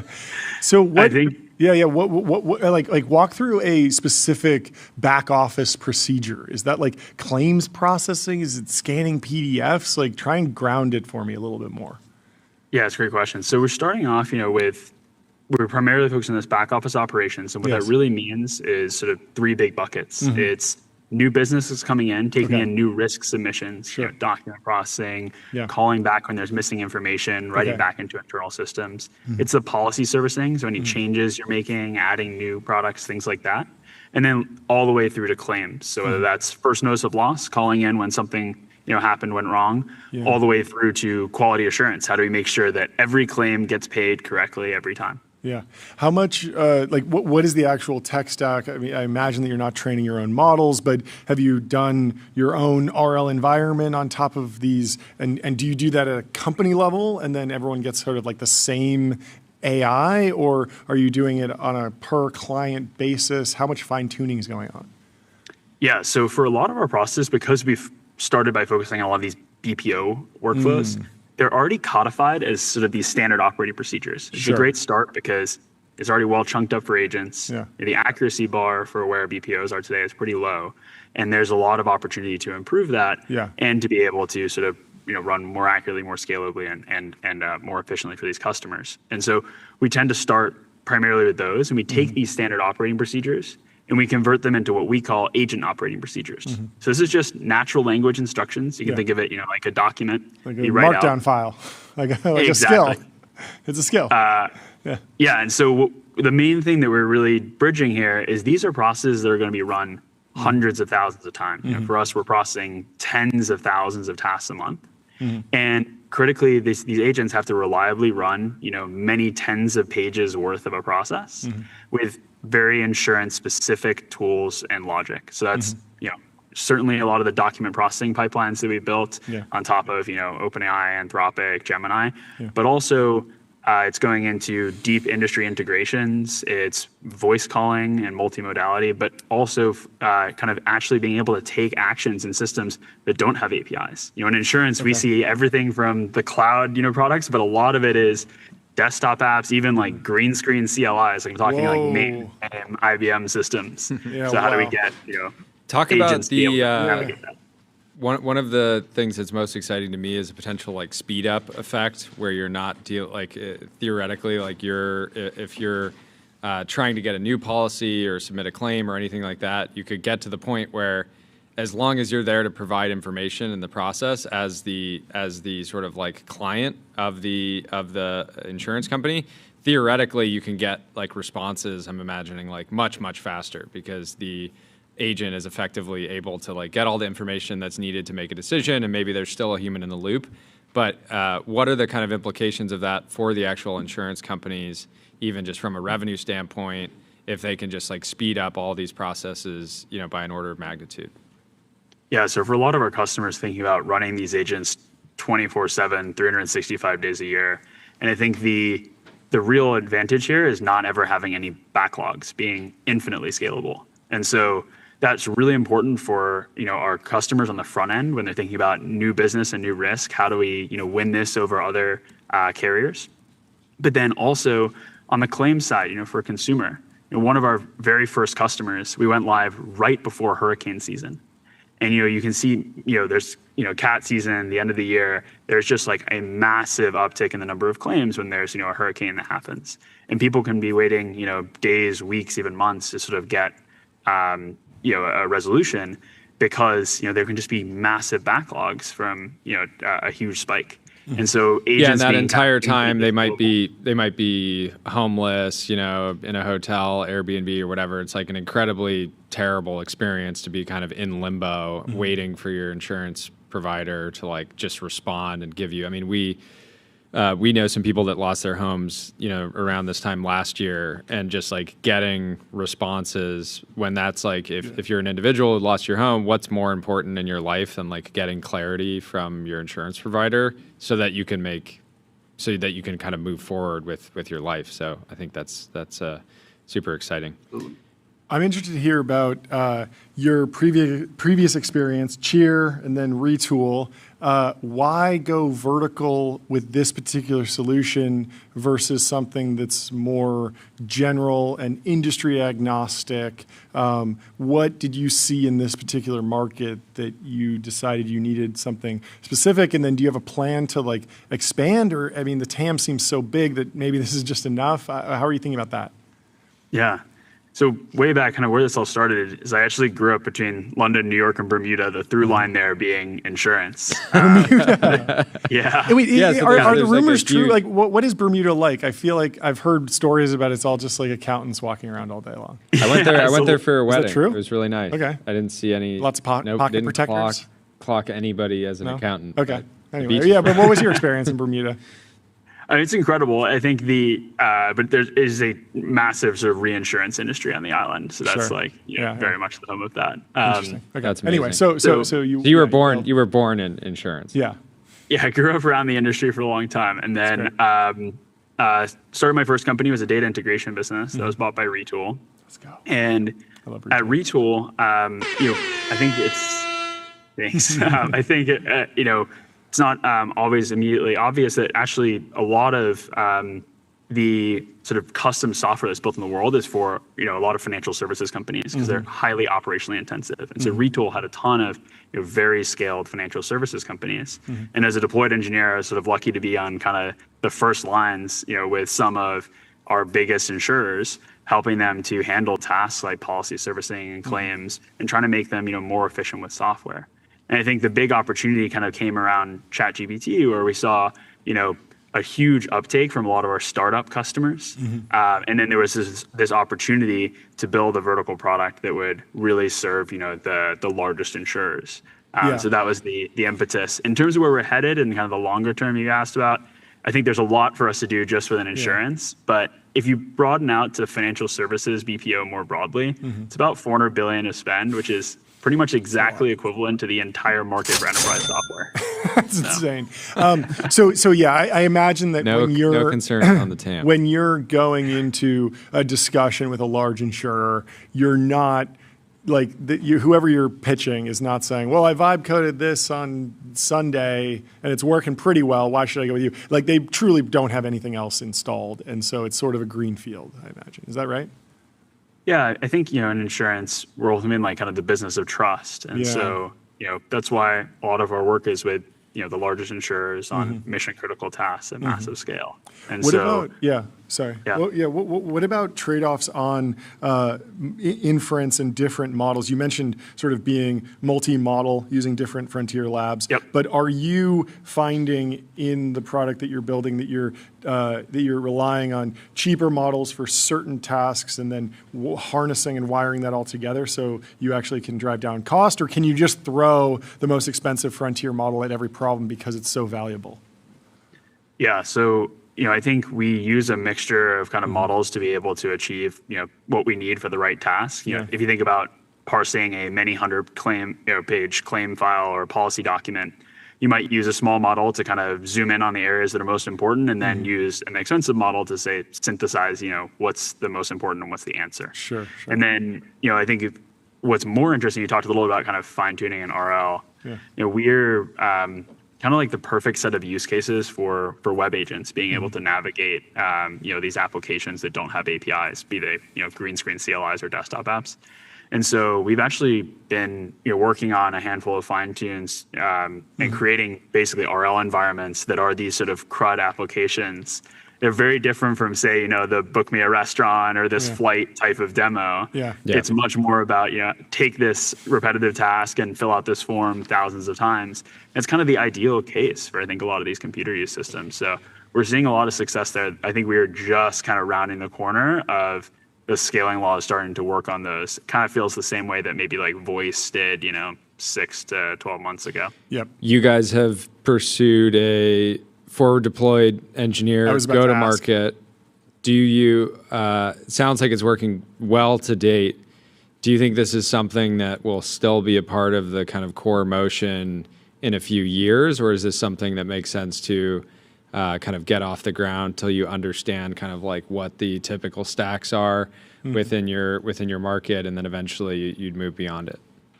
Yeah, I think the forward deployed motion is definitely something that really came naturally to me. It's kind of like the DNA of our company, because that's also what we were doing at Retool when it was much earlier, I think, on that. I think for us, going and working with our customers, being able to speak their language, getting to really understand the complexities of these many 100-page standard operating procedures and make them successful as agents, I think it's really important for us to be sitting side by side with them. That being said, I think a lot of companies sort of talk about FDEs as sort of being the end state, or like that is like the best part about my business and why I'm like Palantir. I think for us, like, it is, these our FDEs are also really able to ship code in the code base. And so they're actually constantly making the product better. And that's really important. Like, I think our product should just be continually giving our forward deployed engineering team more and more leverage, so that they can, be able to complete more for our customers. So some FDE goes into a business, they're badged, they're in there, they're interfacing with the green screen, local on-premise mainframe software. They write some binding for it or some screen scraper or whatever you need to do, and then they can ship that back to HQ, and then the next time you run into that, you have an integration effectively. Is that like the basic pattern of that? Exactly. I think there's just a lot of things that are just required to get these agents running at scale that, customers don't need to build from scratch every time. I do think it's really important, though, that we also enable our customers to be able to build their own, agents. And for us, some of our customers are at tens of agents live in production. We may have built, helped them build the first one or two in an FDE motion. But just because it's natural language, they're able to sort of turn around 2 through 10 without us having. And they're still really running those. And so they're running number 3 through 10 on your platform through your system, but they're defining them and architecting them themselves. Exactly. Yeah, just in that. Very cool. Good business. I love it. Bullish. Congratulations. Fantastic to meet you. Yeah, well, you put Huge together a congrats. great team too. I'm, Yep. I'm excited that Varun, one Yep. of my former teammates, is over nice. with you at Pace now, and I'm sure you'll be back on Yep. this year, maybe this quarter.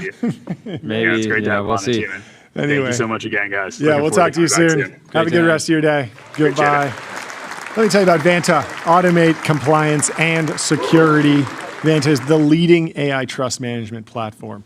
And we have And Ben. Oh, sorry. Quick, before Yes, we bring in Ben, please. some unfortunate news. Palmer got tied up with DC. But we sounds got like. Jeff Miller coming So on. Jeff Miller's going to It's come Miller on. time. It's Miller time, Miller which we're time. excited about. But yeah, so Palmer unfortunately We're gonna catch won't up be with- joining. Not to but we'll leak get him it, back but we on. got we'll get him more back plans on for Palmer. We're very getting him on soon. again soon. And right now, without further ado, Ben Lerer, the co-founder and Legend. managing partner of Lerer Hippeau Ventures. Let's bring him in to the TBPN Ultra Room. Ben, how are you doing? Hey guys, what's happening? what's going on? Not too much. Thanks so much for taking the time to join. Can you I mean, I feel like most people are familiar, but can you kick us off a little bit of just the shape of your business, shape of your career, just a quick intro? Sure. Yeah. I'm a native New Yorker. Everything I do is sort of New Yorky in some way. So grew up here.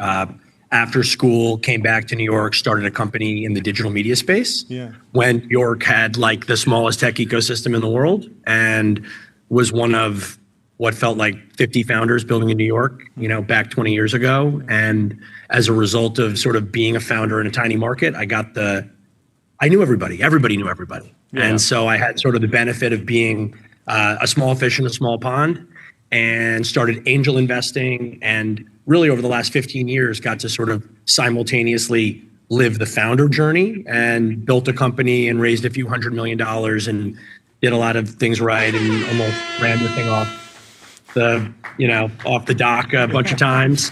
And also had sort of the good fortune of like picking, investing in New York at the right time. And so have ridden that wave. Started, our first fund was an $8.5 million fund. Yeah. We're now investing our ninth fund, which is a $200 million fund.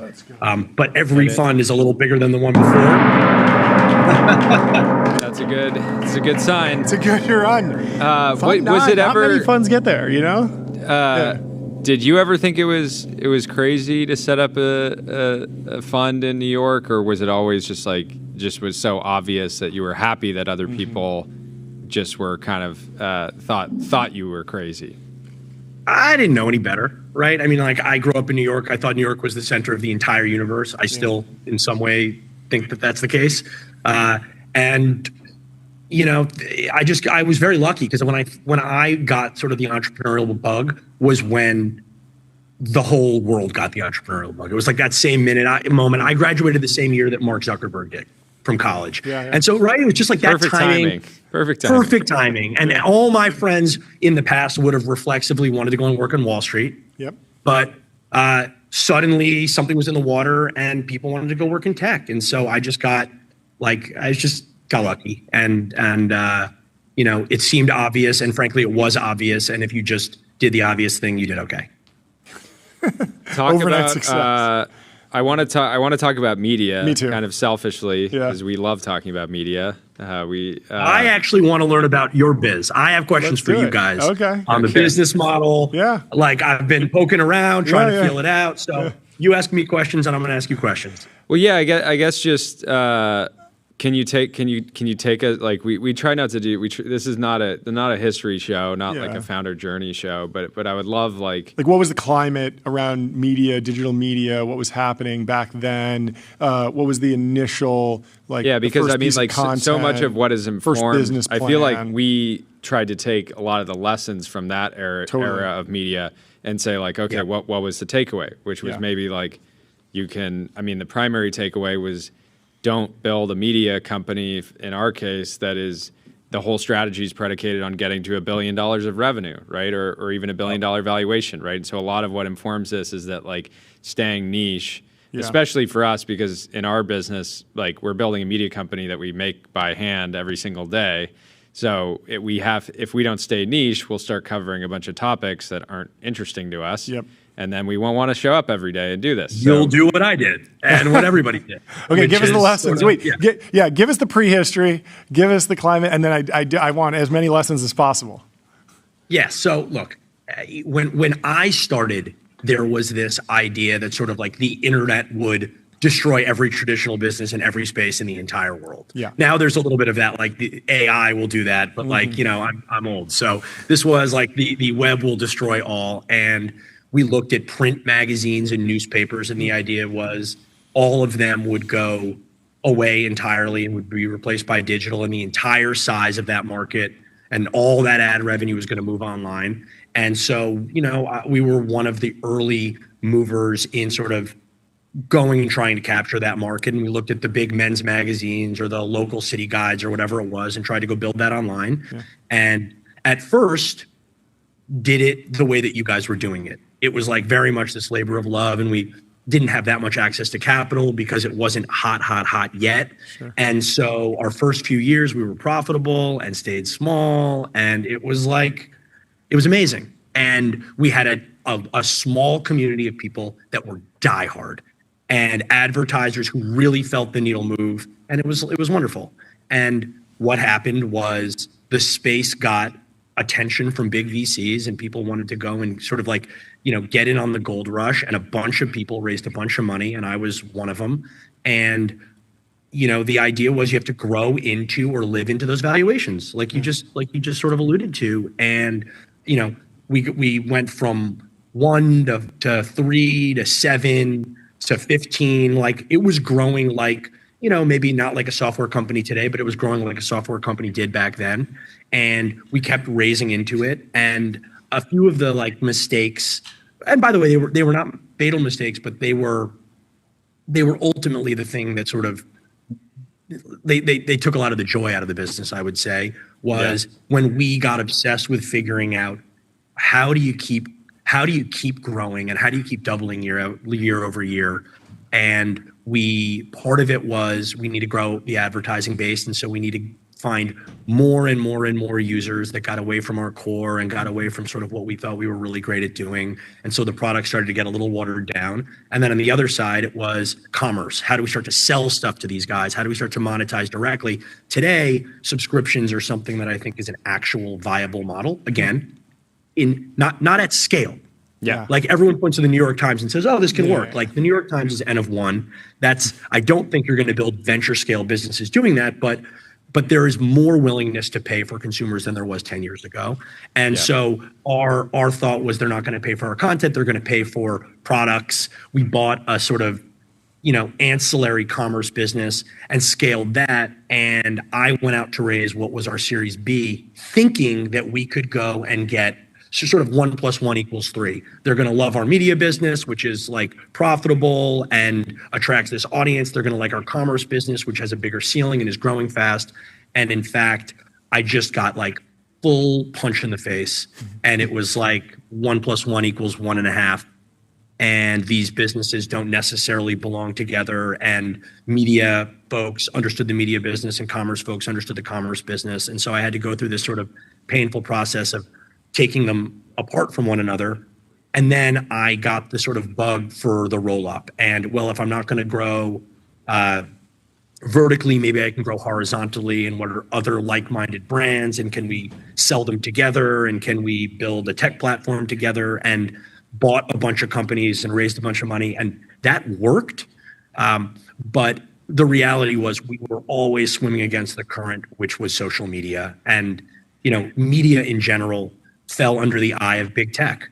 Yeah. And, you know, Meta grew and obviously, you know, what Google represented for the ad ecosystem. And then as, you know, Amazon and Apple and Netflix grew, and it just was clear that like, I wasn't even at the kids' table. I was in like the other room entirely. And now look at what's happened with like the top of the market. Look at like Discovery and the like amazing run they had, and the fact that like they need to be consolidated. It's just, it's an impossible business. Yeah. And the way to do it right is to do what you love and stay relatively small and build like a real community-based thing like you guys are doing. I have like so much respect for this show. And like my hope is that you like find other ways to leverage the influence that you have here and don't put a like target on your back where you have to turn this show into $1 billion company, because Totally.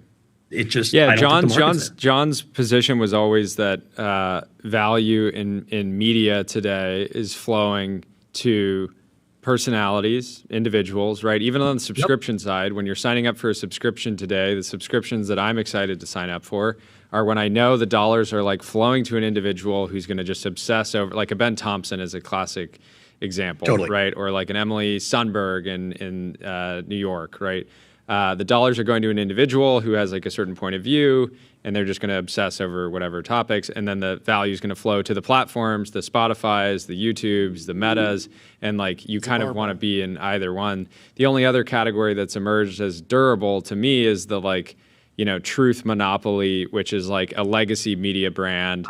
There's only maybe 10 of them in the world, the New York Times, Wall Street Journal, things like that, where they kind of like part of the value is like it's like you own an asset that basically has a license to distribute what becomes the truth, right? And that takes 50 years to kind of create. And even across all those assets, you're talking about tens of billions of dollars, which is a drop in the bucket compared to the independent creator earnings. I think YouTube paid out like $50 billion to creators, and then YouTube itself also makes another $50 billion.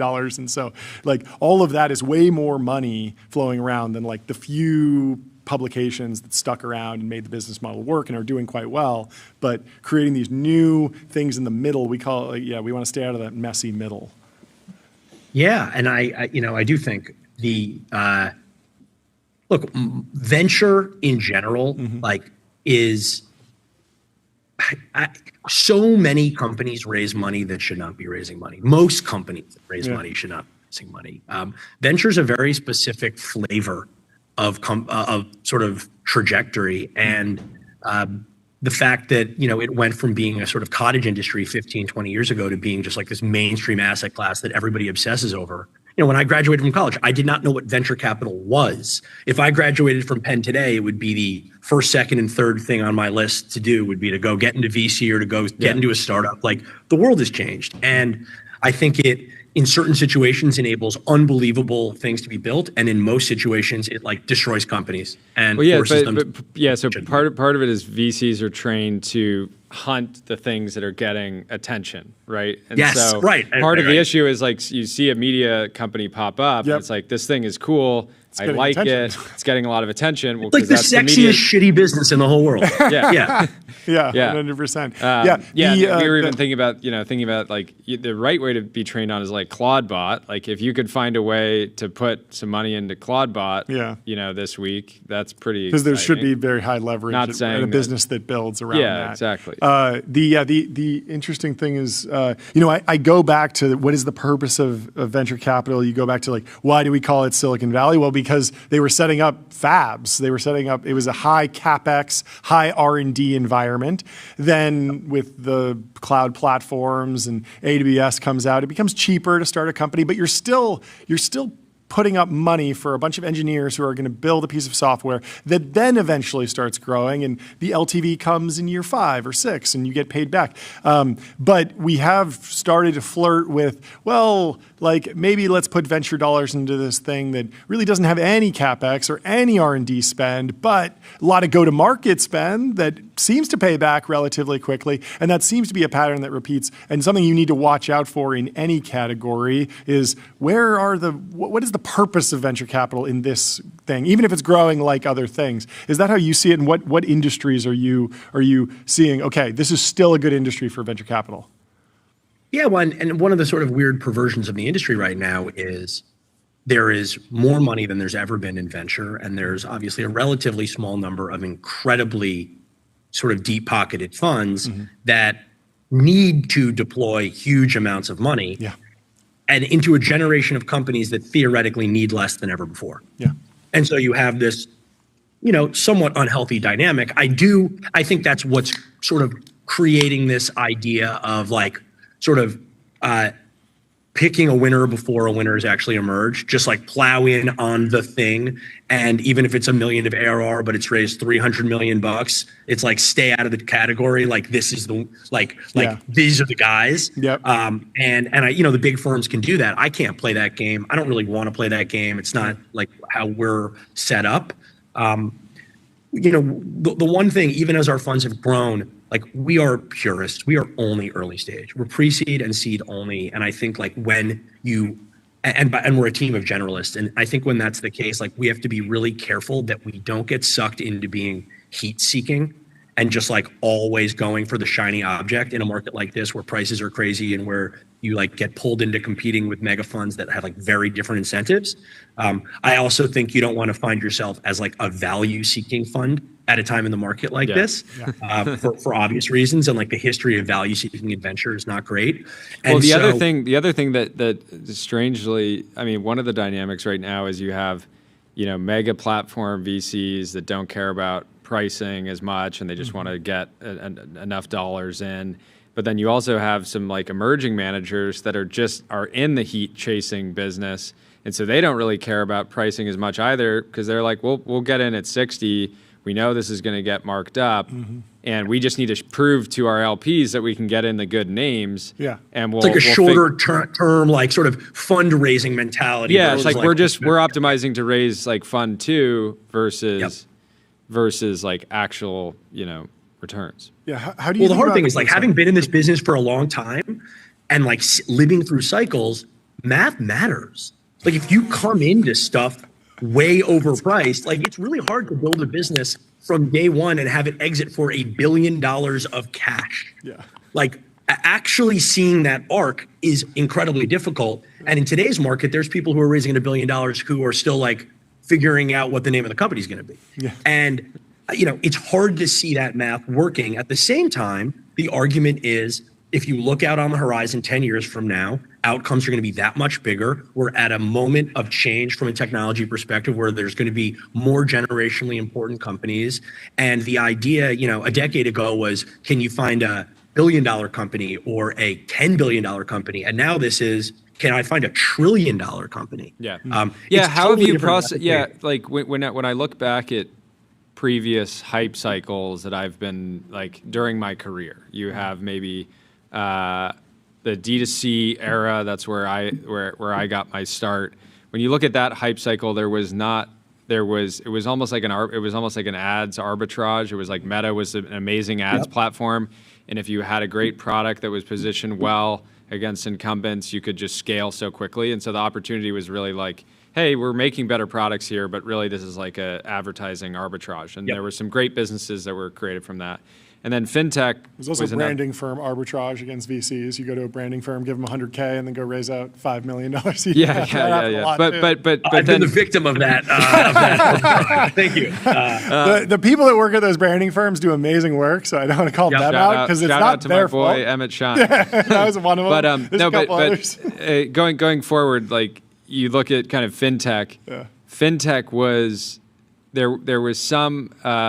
It was Dodd-Frank, right? Yeah. There was like the banking reform, some regulatory component, but a lot of it was like just better infrastructure that just made it easier. Yep. But that just meant way more competition. So it wasn't like this fundamental technology shift that just changed everything in the way that we're experiencing right now. And so I feel like you kind of have to unlearn some of the lessons from that because we now do have a real technology shift. So you are going to just get, far greater value creation a lot faster than maybe this like, temporary ads arbitrage or just like kind of the infrastructure. Yeah. And by the way, one of the interesting trends on the back of that is this move to sort of VCs hunting younger and younger founders.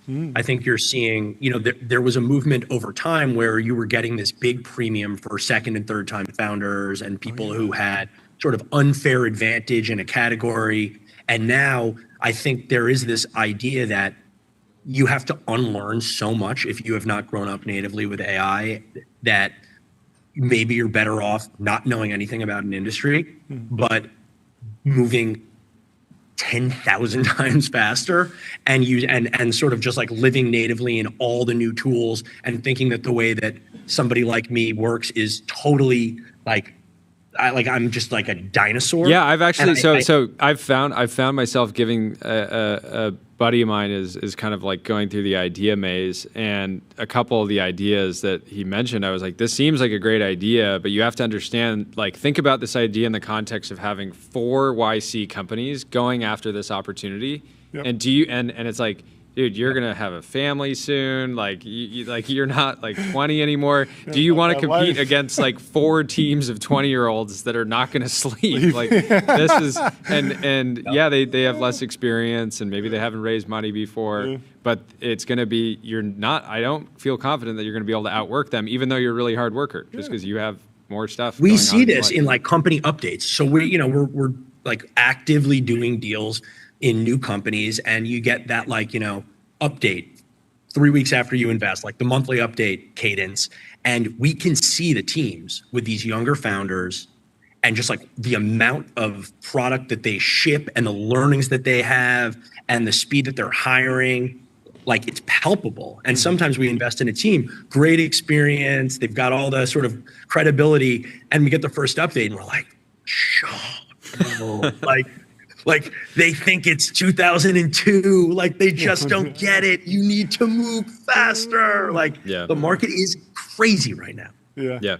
What are you? How big is the team that you work with? How are you thinking about mentoring, building new great investors, and counseling investors about best practices or like strategies for like not breaking the rules that you just discussed?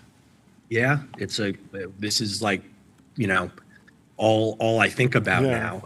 Admittedly, I think this is a young person's business and an increasingly young person's business. And I think that the investor track follows the operator track to some degree, which is you want investors who sort of understand this new gear. And so, I'm 44.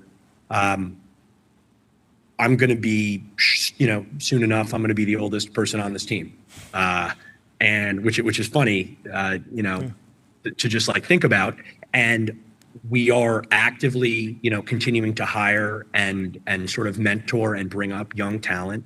I think that you can be extraordinary in this business without having 25 years of experience. I think it's nice to have some voices around the table who have been through cycles and have some of that wisdom on just like not getting too caught up in the craziness. But realistically, we are still continuing to like obsess about bringing in interesting, young, diverse perspectives, people that natively like are growing up with a technology that feels novel to people like me. And I think that that's going to be the continued goal here. And then it's like up or out. Really, this is not a place, this is not a business to sort of hang out in. And I don't have the patience, and I don't think people in this business should have the patience to wait 10 years to see what performance looks like. I think you have to sort of decide early if you feel like people have the right instincts, if they're able to identify talent with their gut, if they're able to sort of win people over. And like, I think you have to like make bets the same way you do in like professional sports. How do you think about that patience versus moving quickly and not waiting to measure results? I'm thinking specifically about the pressure that can occur a bunch of new VCs who are at a fund and they all want to get points on the board, and that maybe leads to more aggressive deal making that becomes sort of like a rat race between them, and they wind up making bad decisions versus saying, look, you will be judged on a short term, but we're going to give you the space to not swing at every pitch. How do you think about that balancing act? Well, I think first of all, it's like this comes down to some of the actual like mechanisms for how you manage people and just stylistically, like how much communication you have, how much of a lone wolf culture versus a team-based culture. Here we're very collaborative. We have a bunch of people working on everything that we're doing. Obviously, the end of the day, like a deal gets done because somebody brings that over the line with like very personal conviction. But I think our culture is set up to be able to assess people in sort of softer areas versus just those quick marks. Also, you have to know what you're underwriting. So sometimes we do a deal and explicitly we go, this one's going to get out of the gates really fast. This is going to get quick marks. We understand it. But by the way, that doesn't necessarily mean that it's going to have great outcomes. We've seen a bunch of our quick marks over the years end up as just big black eyes. And so there's other deals where we go, we know this is going to be slow. It's okay that it's going to be slow. There's a real moat here if this works, or there's a real technological sort of challenge that they're going to need to overcome. But if it happens, this is going to be a really valuable business. Know what you're getting into and be explicit about it so that if something is slow, but you signed up for slow, you're not like dinging somebody. And then look, I think at the end of the day, like a VC fund is as good as their sort of reputation. And so feeling out how our founders feel about like working with folks, seeing people's win rates and seeing the way that people sort of, carry themselves. A lot of this is art. And frankly, like early stage investing is a lot of art too. So this is feel. And, maybe I'm making bad calls on talent, but we're doing it, I think, very deliberately. Cool. Well, put your talent on TBPN. I have one more and question. No. I got people. No. I had a question too. Please. I wanted to get your take on AI focused roll-ups, given that you rolled up. I was going to ask something very similar. What was your question? I was going to ask if you had to pick a different asset class to invest. You mentioned art. There's some art behind you between like public markets, hedge fund, private equity, take privates, turnarounds, roll-ups, growth equity, bigger scale stuff. Like, is there anything else where you're like, like that looks fun, but I'm not going to do it? Like, what else intrigues you about different potential markets? We've seen a lot of VCs. Okay, two wildly different questions. Okay, sure. So I want to first take on the AI roll-ups and then other asset classes. Well, I'll connect the two because I actually do think sort of roll-ups scratch an itch for me as a former operator, and I've done it. Like I do like the sort of like that mental exercise of like putting things together and figuring out the personalities and the products. I think that it is right. I can understand all the logical reasons for why it works and why like this is going to end well. I can't help but think a little of the gold rush right now is a place to park AUM. Yep. And I don't I'm not trying to like throw stones, but it's a real easy place to just go raise money if you're a fund that has access to a bunch of money. Yep. And I'm sure there'll be somewhat. And you're I would hope like fees. limited. Oh my some God, more limited you're getting down. venture fees. Yeah, Sweet, but sometimes, not always, but yeah, I mean, there's the two allure of getting factors. venture fees on just an asset that already has cash flow is pretty safe. Like, Well, it could not be to alluring. mention that, but the entrepreneurs, if they're like, I'm basically running a PE fund, but I only had to take 30% dilution. That's and crazy and too. I own, depends on the individual, company. Yeah. How, given that you've bought a number of businesses, like how limited do you think is the downside on some of these roll-ups? Like, is there a way for people to buy companies and just botch the integration and the actual like AI enablement so bad that the company goes from being worth like $25 million doing some niche thing in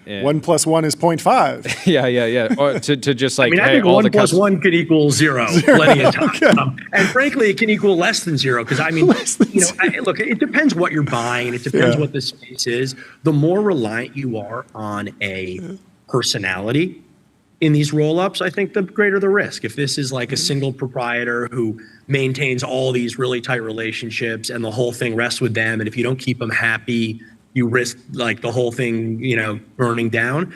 That scares me. I do think there's probably places where you can go and throw stuff together. The reality is there's a lot of money in PE that knows how to roll stuff up. Yeah, that's what I'm saying. These are not. Yeah, that venture is going to do this better than the folks that have done this forever. Yeah. The one thing you can imagine venture doing ridiculous. better is the technology, but there's also the financial engineering and actually buying And just managing companies. And we have a friend who raised a PE fund, and is he's getting close to doing his first deal, but the number of amazing opportunities that look amazing that he's ultimately turned down to finally get to the point where he's doing the first deal, and you realize like somebody who's never acquired a company before coming in and just like looking at everything, and everything looks great if you just have like a capital hammer and you just want to hit it with with a bunch of hit the asset with a bunch of AI, I do worry that some of these end up. And how long are these advantages going to be around for? I mean, I think there's a version of 15 years ago, it's like we understand the internet and nobody else does, and then it was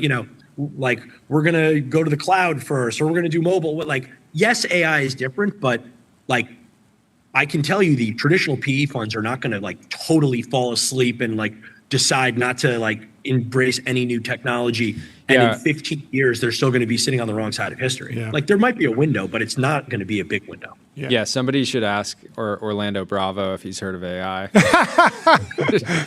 He's like, wait, never heard of that. Never heard of that. No, people are aware. The competition will be intense. This is great.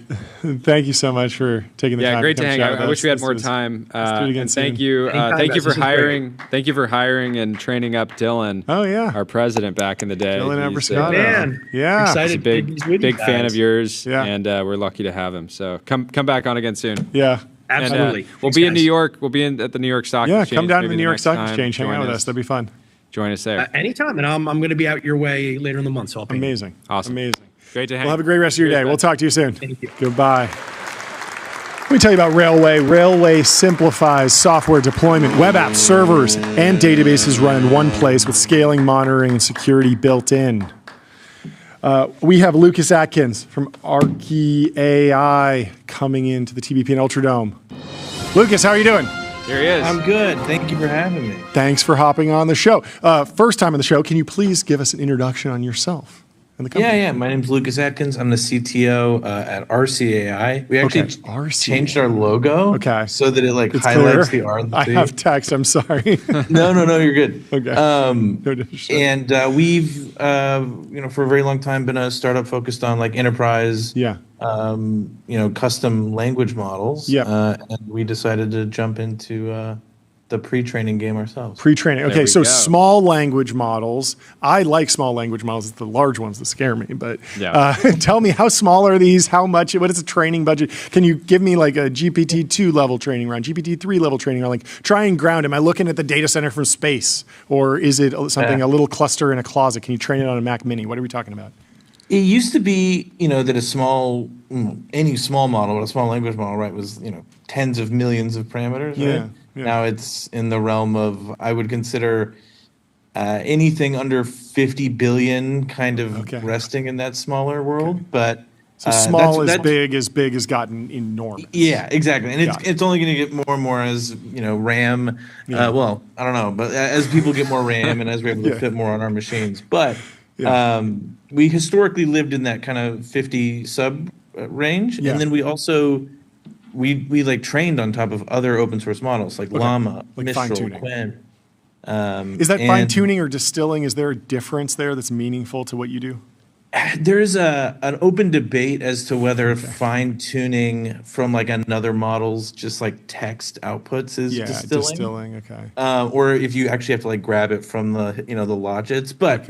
I would argue that it's all distilling. So it's all some form of making a model better by using another model to make it better. That kind of and is there a sort of power law distribution in applications of SLMs? Like, is it like, translation is just like everyone's using that, or text extraction, OCR? Like, is there sort of a power law of like what it can, when you reach for this tool in particular?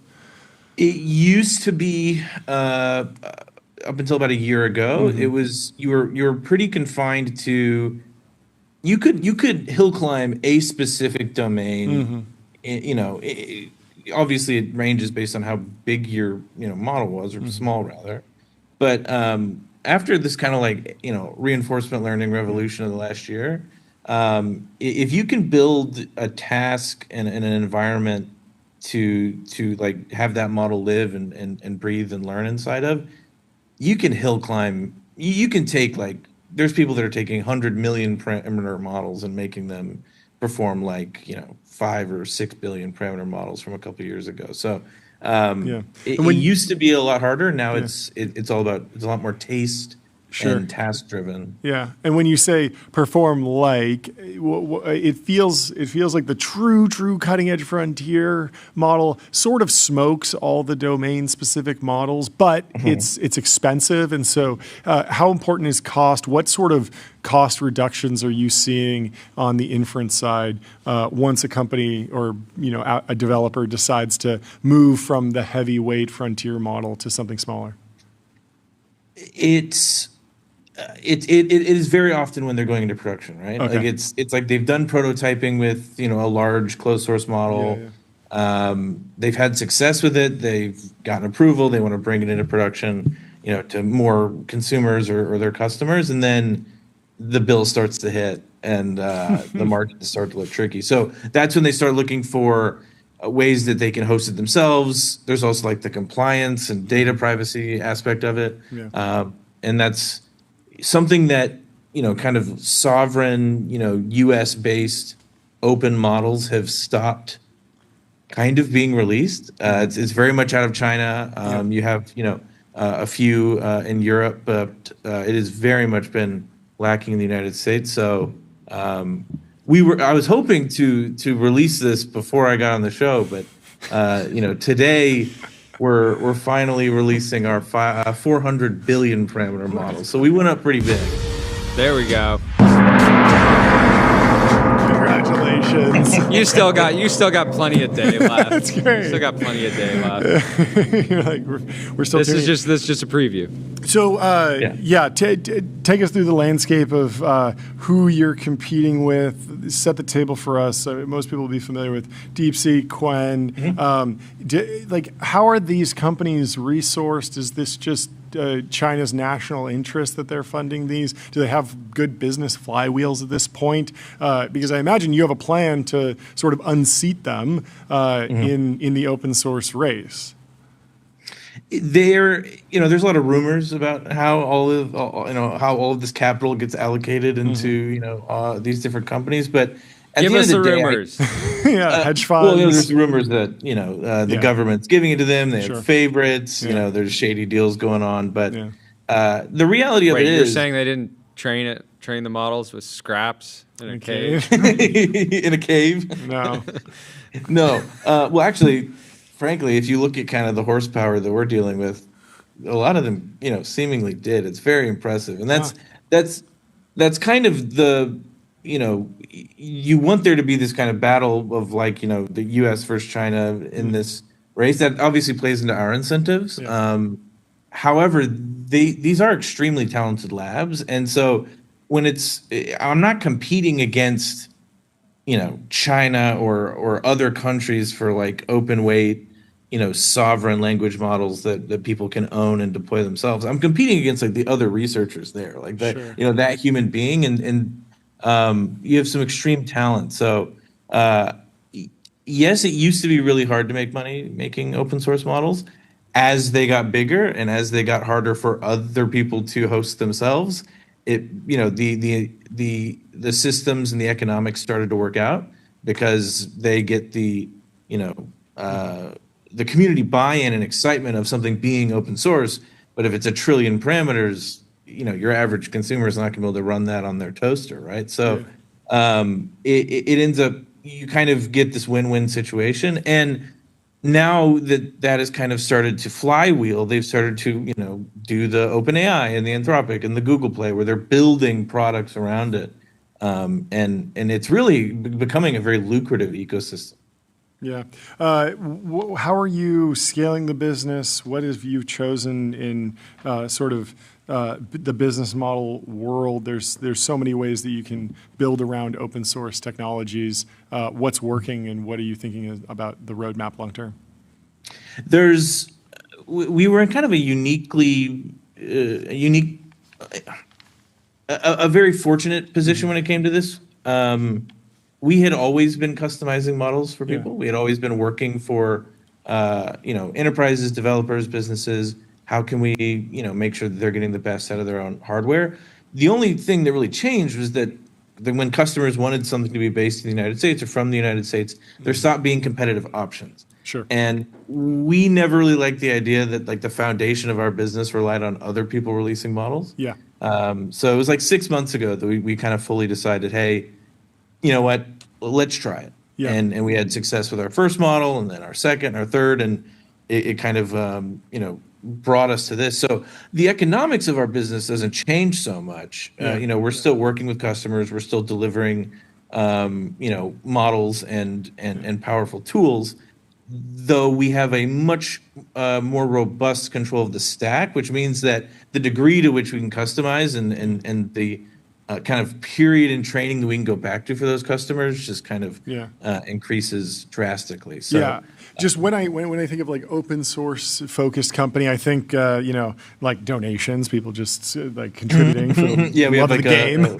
I also think about like consulting, actually going in and a company paying you to do a custom implementation, work, improve. I also think about hosted services, consumption-based plans, subscription-based plans. How are you thinking that side of the business model will evolve, or where is it at now?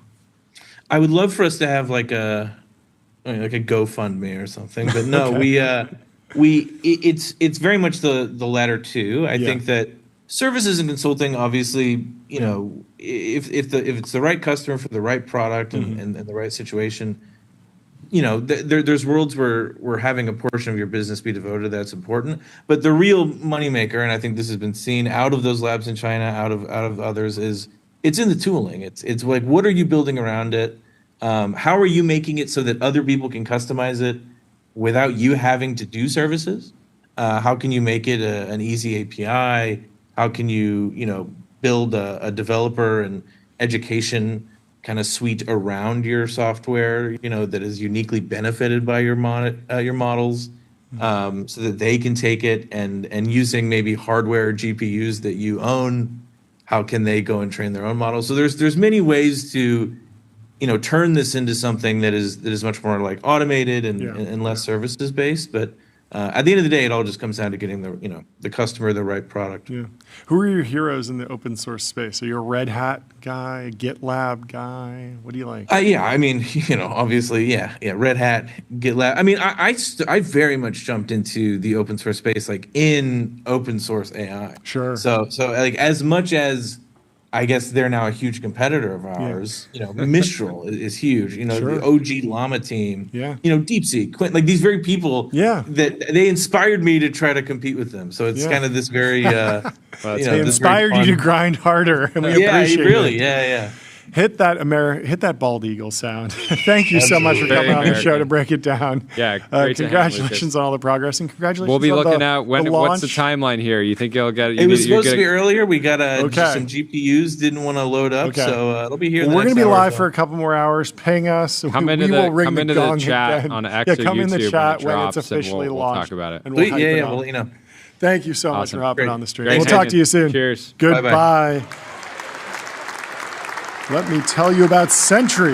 I need to find Sentry. There we go. Sentry shows developers what's broken and helps them fix it fast. That's why 150,000 organizations use it to keep their apps working. We got to talk about this. Plant Daddy. We got to get him on the show. Exposing his local coffee shop. He says, a friendly reminder that my local coffee shop is running a bot farm to boost engagement. I'm talking a very small business. Imagine at a country scale, if you're still responding, reposting anonymous accounts with zero vetting, you're being used like the idiot you are. This is crazy. Yeah, so there's this video, and this local coffee shop, his favorite local coffee shop, has a bot farm set up in their back room to boost Instagram engagement specifically. Does this person not know that you can just... Also, why did he let Kevin back there to video this? And like OPSEC at this coffee shop is atrocious. If you're doing, look at the fan at the end. If you scroll to the end of this video, you can see that there's just a fan blowing on all the phones. You see this fan right there? That is crazy. This seems like such an insane thing to spend money or time on. That's what I was about to say. What is the ROI here? So they get an extra 50, maybe 100 likes and comments on every post. And is that enough to drive... this looks like thousands of dollars of equipment. They're selling more coffee because... It's a lot of iPhones. It is. Well, I think they're probably Android because they need to be USB-C'd in and controlled. Right. So it's a little bit more seems like a total waste of time. I've never gone to any of my local coffee shops because of Instagram accounts that you know of. This is the advertising doesn't work on me, bro. Advertising doesn't work on me. I love your coffee, but the engagement here it's too low. I don't know. Well, I would love to know what that proprietor, what that store owner thinks about the ROI on that platform. I've noticed on some posts recently that are kind of outside of the sort of tech bubble. Yeah. I'll scroll through and look at the comments, and every single comment is AI. Okay, like just straight up. Yeah, not copy pasted. Not copy pasted, but clearly it's like an AI that's just like responding, and it's just loosely riffing on it, loosely just adding engagement. Like this isn't that. It's this. No. It's happening more and more. Anyway, let's move on. We have Bridgit Mendler from Northwood Space. She's the co-founder and CEO, returning to the show.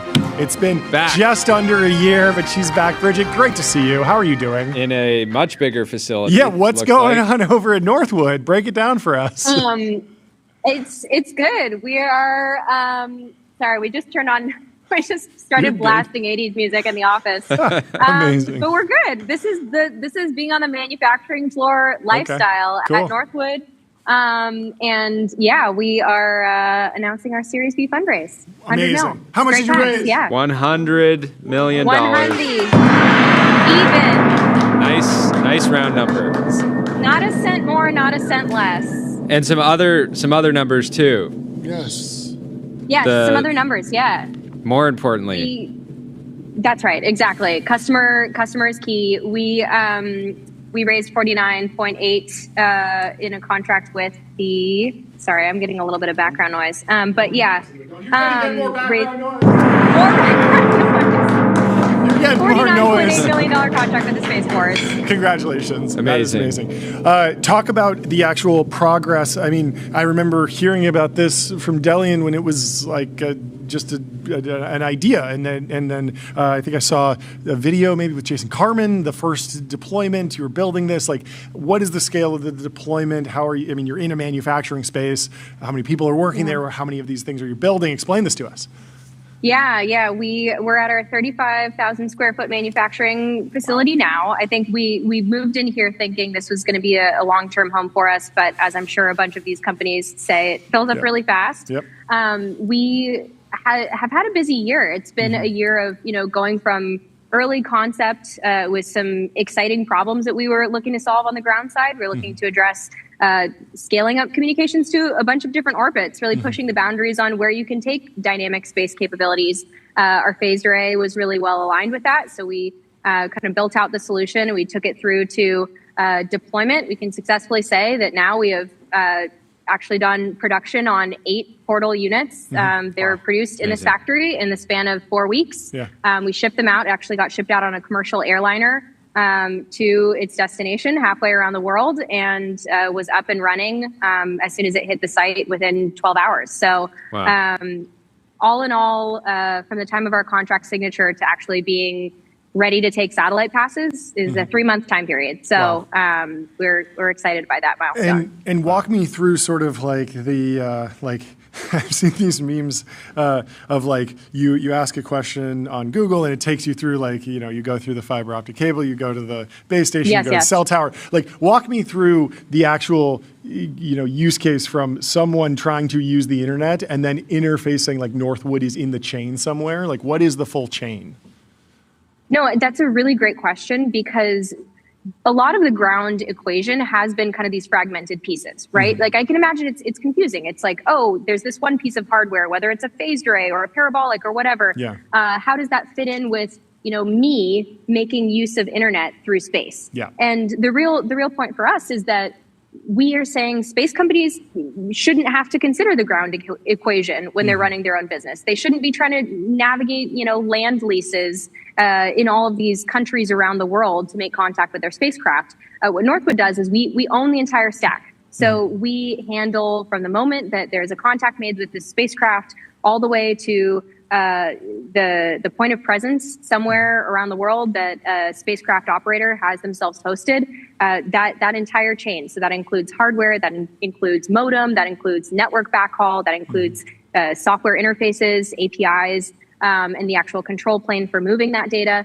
That's kind of a stack end to end on ground that hasn't been managed by a third party ground provider before. And so that's what gets us excited, because when we take on that big chunk of the pie, we actually free up a lot of mental bandwidth and speed for space companies. So for a space company, they're putting a satellite in orbit for some reason, whatever they're doing. When are they calling you? When are they making sure that they're compatible or ready to integrate? Is that presumably before launch, but do they need to do anything special on the actual satellite? Hopefully they're bus? not calling They're like, after their existing solution. We just took down. off, and I'm hoping you can connect us. Help us make contacts. Yeah, it's kind of like when you move into an apartment, then you call Spectrum like after, and you're like, I don't have internet for 2 weeks Yeah, like now. here we are, Yeah.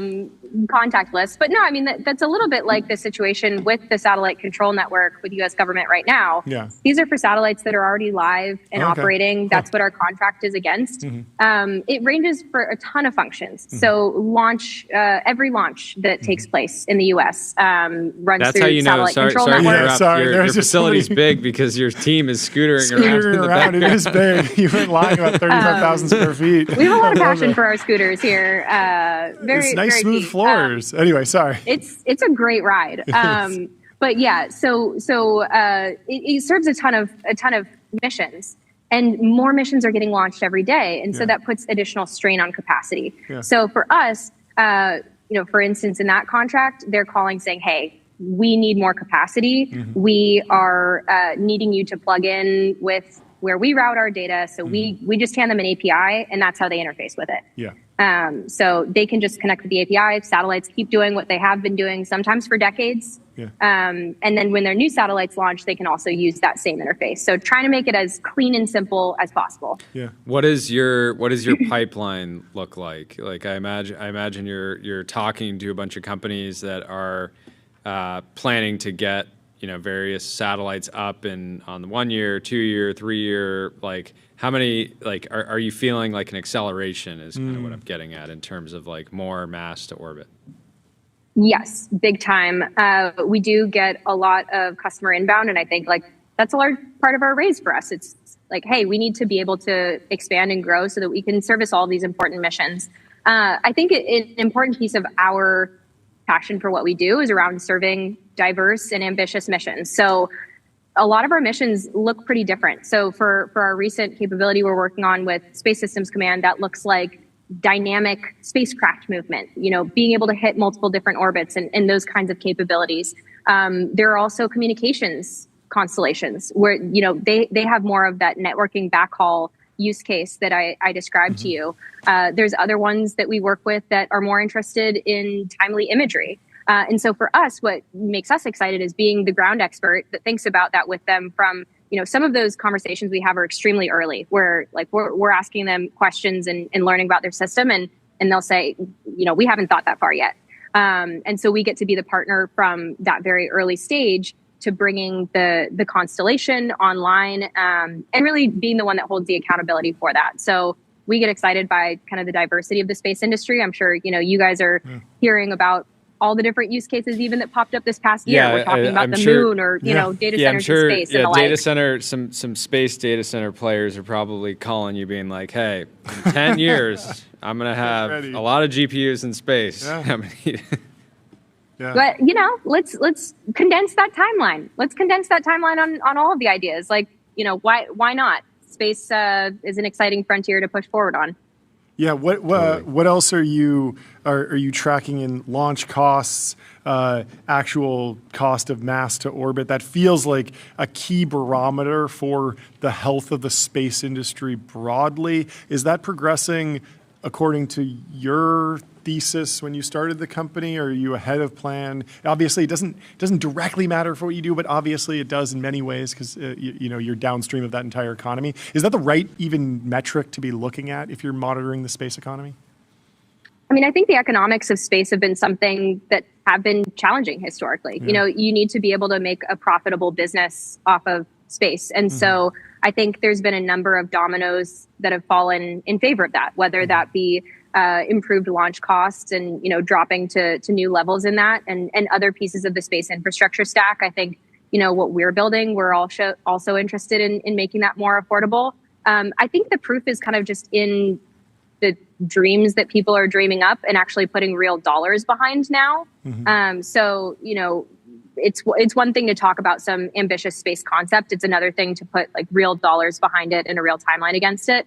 And so for us, like that's what we want to enable, is that like concept to reality timeline, like condensing that, making that more possible. Surprisingly, the ground actually takes longer to build than it does to build the spacecraft and launch it in a number of different instances. And so that's just silly. Like, let's be the enabler instead. Yeah.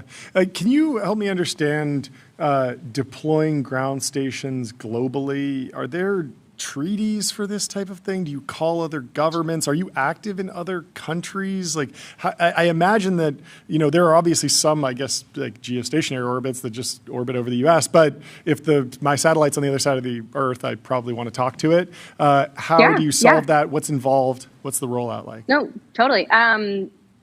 We have an entity in a number of different countries. We have entities on, I think, like 3 or 4 continents at this point. Okay.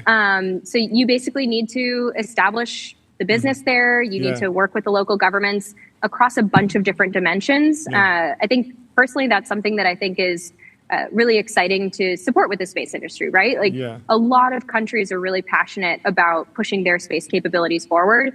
And so for us to be able to have them be a part of a larger mission as we build out our big network, but also to support what their ambitions are with space is something I feel interested in. And then from a logistics standpoint, I think that's like a key case in point for why, if you set out to build a space mission, why do you have to go, create entities, land leases, local regulatory? It's just a totally different business. And so I think, that's something that we are very happy to be burdened by.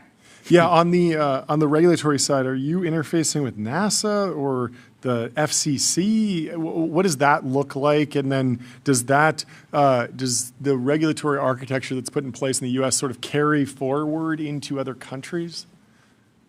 Yeah, that's a great question. There's some pieces of it that do cross over internationally. We deal with the International Telecommunications Union for certain pieces of it. Depends on which direction you're talking about, from space to ground or ground to space.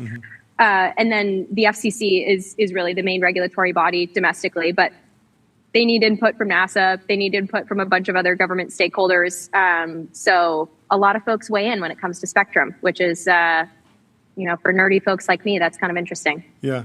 What is the main bottleneck, if anything? It's surprising to hear some of the timelines you're talking about on the hardware side. You said 4 weeks to make and ship out the hardware and get it in production. Feels fast. What is, like, where are you trying to speed up?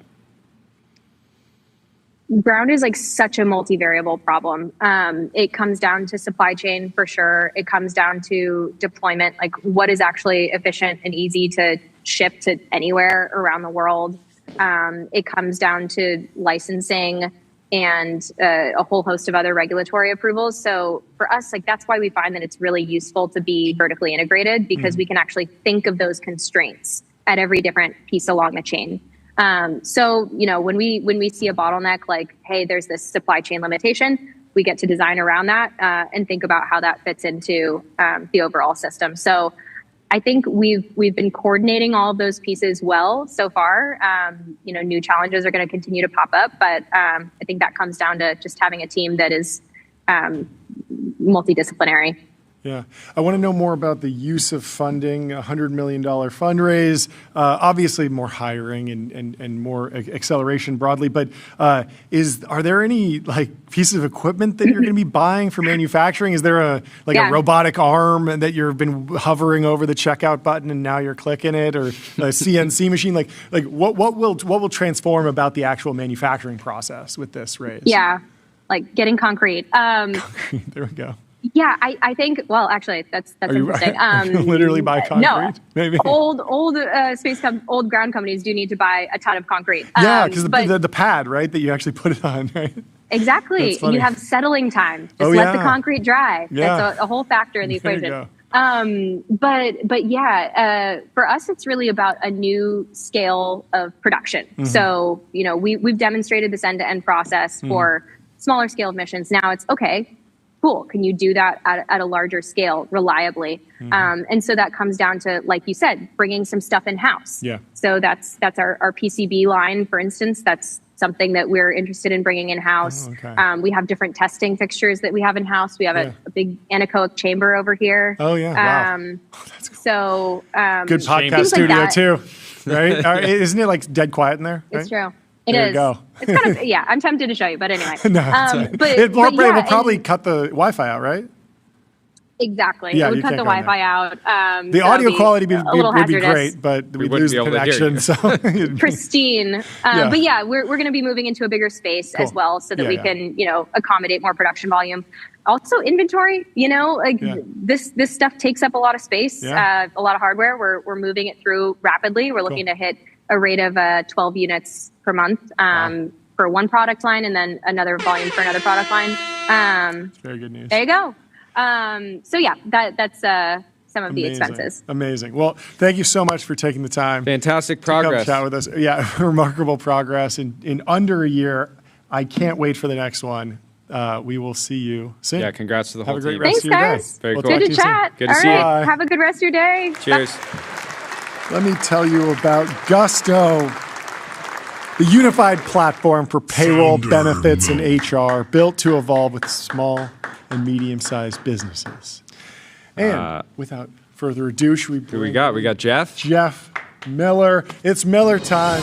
We got Jeff Miller. Filling from in Anduril. for Palmer. Second time. You're the first repeat live in-person guest in the Ultradome. Friend of the fan. Welcome back to the show. Welcome back to the Ultradome. Appreciate it. Second Dude, time. how do we get one of these? Look at People this. are always asking us for jackets. Whoa, yeah. I'll trade you a jacket for a tiny gold plaque here. Okay. Somewhere in the Yeah. This is a record. This is a record. Love it. Yeah, fantastic jacket. Those are going to be flying off the shelf. Get us up to speed on the Anduril merch store. I mean, you were doing some you did like an auction on eBay. Take us through. Yeah, absolutely. So actually, Jen, Bucci and I were cooking on this. Former TBPN guest. TBPN legend. She's been on here. So the way we're thinking about the gear store, and this is something, by the way, we talk often with our pal Trey also, is that we're thinking about ways that for our friends, we can bring them into Anduril. So beyond just following us on X or watching our videos on YouTube, that they can participate in the brand in a way that they would want to. So we're going to be leaning into it hard this year with NASCAR as a platform, with Ohio State,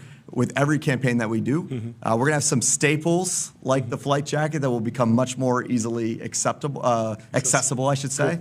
And then we're going to find some items that we'll just call high heat items that we're already cooking on. And the closest thing I can say is you think about what we did with the chromatic, with our friends at Mod Retro, and pulling that into an Anduril edition, what we're going to do with the M64. Think along that vein. So when those come, be ready, because they're not going to last long. Okay. Take us through the racing update. NASCAR's coming up, but you're also going to be racing drones now? Yeah, break it down absolutely. for us. Hey, why not? Yeah. So, of course, we've got NASCAR. We're just about 150 days out. I expect to see both of you guys down on the race on the base on June 21st. It's going to be a lot of fun. Are we going to be able to be on the carrier? What's going? Will there be a carrier there? They're needed. I can't speak for the Navy, but it's in the works. They don't answer me. There may be one or multiple carriers on board, and we'll see what we can do. Cool. But the big thing I'd say is, as we think about our partnership strategy broadly, we have, as we talked about last time, something that is broad gen pop that crosses over with our core audiences in defense and military, like the Anduril 250 with NASCAR. We have something that's tied very clearly to where we have a manufacturing footprint with Ohio State. We're well on our way to building out Arsenal 1, as Grim spoke about last week, hiring those 5,000 jobs that we committed to. The important thing, I think, for us is making sure that we still stay true to who we are across all these things. So I think about it as a spectrum. And if that's about general population or how we work our ways into communities, at the core, we are an engineering company. That autonomy, if you think about it, has been at the core to this date of everything that we build. And so we want to make sure we have something that is not just a marketing play, something that feels much more about recruiting and standing for those values around autonomy. And so what is really just bringing you into the world of how this came to be, once we got the commitment from Palmer and the other execs that we were going to do the Anduril 250 in Ohio State, Palmer said, Jeff, I'll let you do those things. But what you're going to do is build me a global AI drone racing league. And I'm like, please tell me more, Palmer. I'm like, drone racing league? He's like, no. All the drones have to be the same. The only differentiator is the software, is the code, the That's ability very to cool. build autonomy. And so that's what we've been working on since. Yeah, so the idea here is people know they're going to be racing drones. We have goalposts here. I can imagine like something like that. They know they're going to have to be flying a route, that's like exactly a right. track, but I'm assuming they don't know what the track would actually look like until race day. So they have to actually build. It's going to be amazing. Like, so the way we're doing this is we're working first and foremost with the Drone Champions League, which is the foremost operator of AI drone racing in the world. So we've got them as our official race operator, and we're working off of the model that they've built and they've tested and forged like a really viable path. So it starts with virtual qualifiers. Anyone can compete in these virtual qualifiers. It's a simulator. It's a simulator, exactly. Okay. And that will lead to a physical qualifier where you're going to have gates that you have to go through. And the top teams that qualify, both from the university level and across the globe, because it's going to be an open competition, those will qualify for the first official AIGP in Columbus, Ohio. And there, you're going to have time to prep, refine your code leading up to the actual race day, and that's where all systems go. Yeah, what do you think the average team will look like? I'm thinking back to like the DARPA Grand Challenge. I don't know if that was inspiring at all, but the the teams from there, mostly academic teams, if I remember. What do you think the mix will be? Have you already talked to teams? How's that going? So we've done a lot of research on the approach to this. The clear mandate from our friend Palmer was this is open to anyone. To anyone. This is not just 18 to 22-year-olds. And there was a point we were talking about like how can children race in this, right? Tesla, children, but also like the Tesla team, the Waymo team. They're going to be like, let's just win. And so what I give our team incredible credit for. Also the big primes. Let them. Hey, the big primes think that they can race. They have an opportunity here to do the funniest thing ever. If a Chinese national thinks they can come in here and race and win this, let's go. And that will prove something there in its own right. Is our capabilities in the West relative to China? I mean, all the LLMs are on the DJI factory not team router, is like, okay. But I think the things that are most important is at the core, we are using this as a recruiting effort. Thinking about cracked engineers, especially at that university level. We've done incredible diligence on the legal side to make sure when we say things like 500K prize pool, that it's eligible for anyone to race, that you could win a job at Anduril. All those things are done in a legally compliant and thoughtful way. And I think most importantly, that we're setting a standard with our partner in hardware, your friend, Soren at from Neros. That we are using incredible technology that's going to have clear chain of custody here in the States. Dude, we got to get Soren to fly a drone in here. You've never seen him fly a drone in person? Not live. So Soren Monroe Anderson from CEO of Neros and founder. He was, I believe, like a champion drone, FPV 100%. drone. Drone like racing one of the champion, greatest also ever. competed in the DCL as well. Yeah, and so he puts on this. I went out with Ben. Ben actually filmed it in El Segundo, and he's like, I do a little like factory tour with him. He has a very small office at that point in time. The company had just got off the ground. He's like, let's walk to this park. I'll show you how these drones work. And I've seen like a DJI camera drone like take off and it hovers and it maybe like does a little selfie zoom out or whatever. His drones, it's a completely different level. It takes off and it's the most aggressive. It's the F1 car of drone racing. And he puts on these glasses, the FPV goggles, and they're like CRT TVs. They're like high refresh rate, pretty low res actually. But he's like flying around this tree like as fast as I can possibly see. Doesn't crash anything. Flies up, back, right in your face, all around you. It's crazy. It's so true. And obviously at Anduril, we know a thing or two about making drones. And we have great respect for Soren and the Neros team. And what's a funny story, this is the first time I was here in person at the Ultradome. You know who your guest was directly before me? It was Soren. That's right. And you guys asked him. I was laughing because you said, hey, have you guys ever thought about starting a drone race? Oh, we did. we had not talked to him yet. No way. We already were planning to. So I just dialed out serendipity. All started right here in the Ultradome. I love it. Yeah. So talk to me more about what it takes to actually deliver software on these drones, how standardized that is. I imagine you're not pulling in a frontier LLM and having it reason over this stuff. Hold on, boss. I'm going to wait at this gate. Do 10 minutes of reasoning. I'm going to do a deep research report. Let me fully understand the scope of the track. Give me anything on the technology side. Like, what are the parameters? What are the languages that people will use? Do you know anything about what people are planning? The beauty is we're trying to keep the rules extremely simple. Yes. So the core focus is that everyone is going to have the same exact hardware. Yeah. We're working with Neros right now, and we'll be announcing this in a future date. Okay. The beauty too is like everyone's gonna have their own canopy. We're bringing in a little of the spirit of NASCAR as we think about sponsors and like how you can livery build your own brand. And we should sponsor a team. Hey, we should. TBPN. This is really good. This is happening. We're gonna have a TBPN their team. It just makes natural sense. If you wanna race in this, hit us up. You guys are ready. So we'll talk to you guys about how you bring your team together. But from a tech side, it really is, the beauty is that once you have the hardware, everyone is going to be able to be on an even footing to bring together whatever they want to do and however they want to do it. And where I think the real advantage will come when people spend time at the physical qualifier, show up there, break the thing 100 times. We talk about this at Anduril all the time.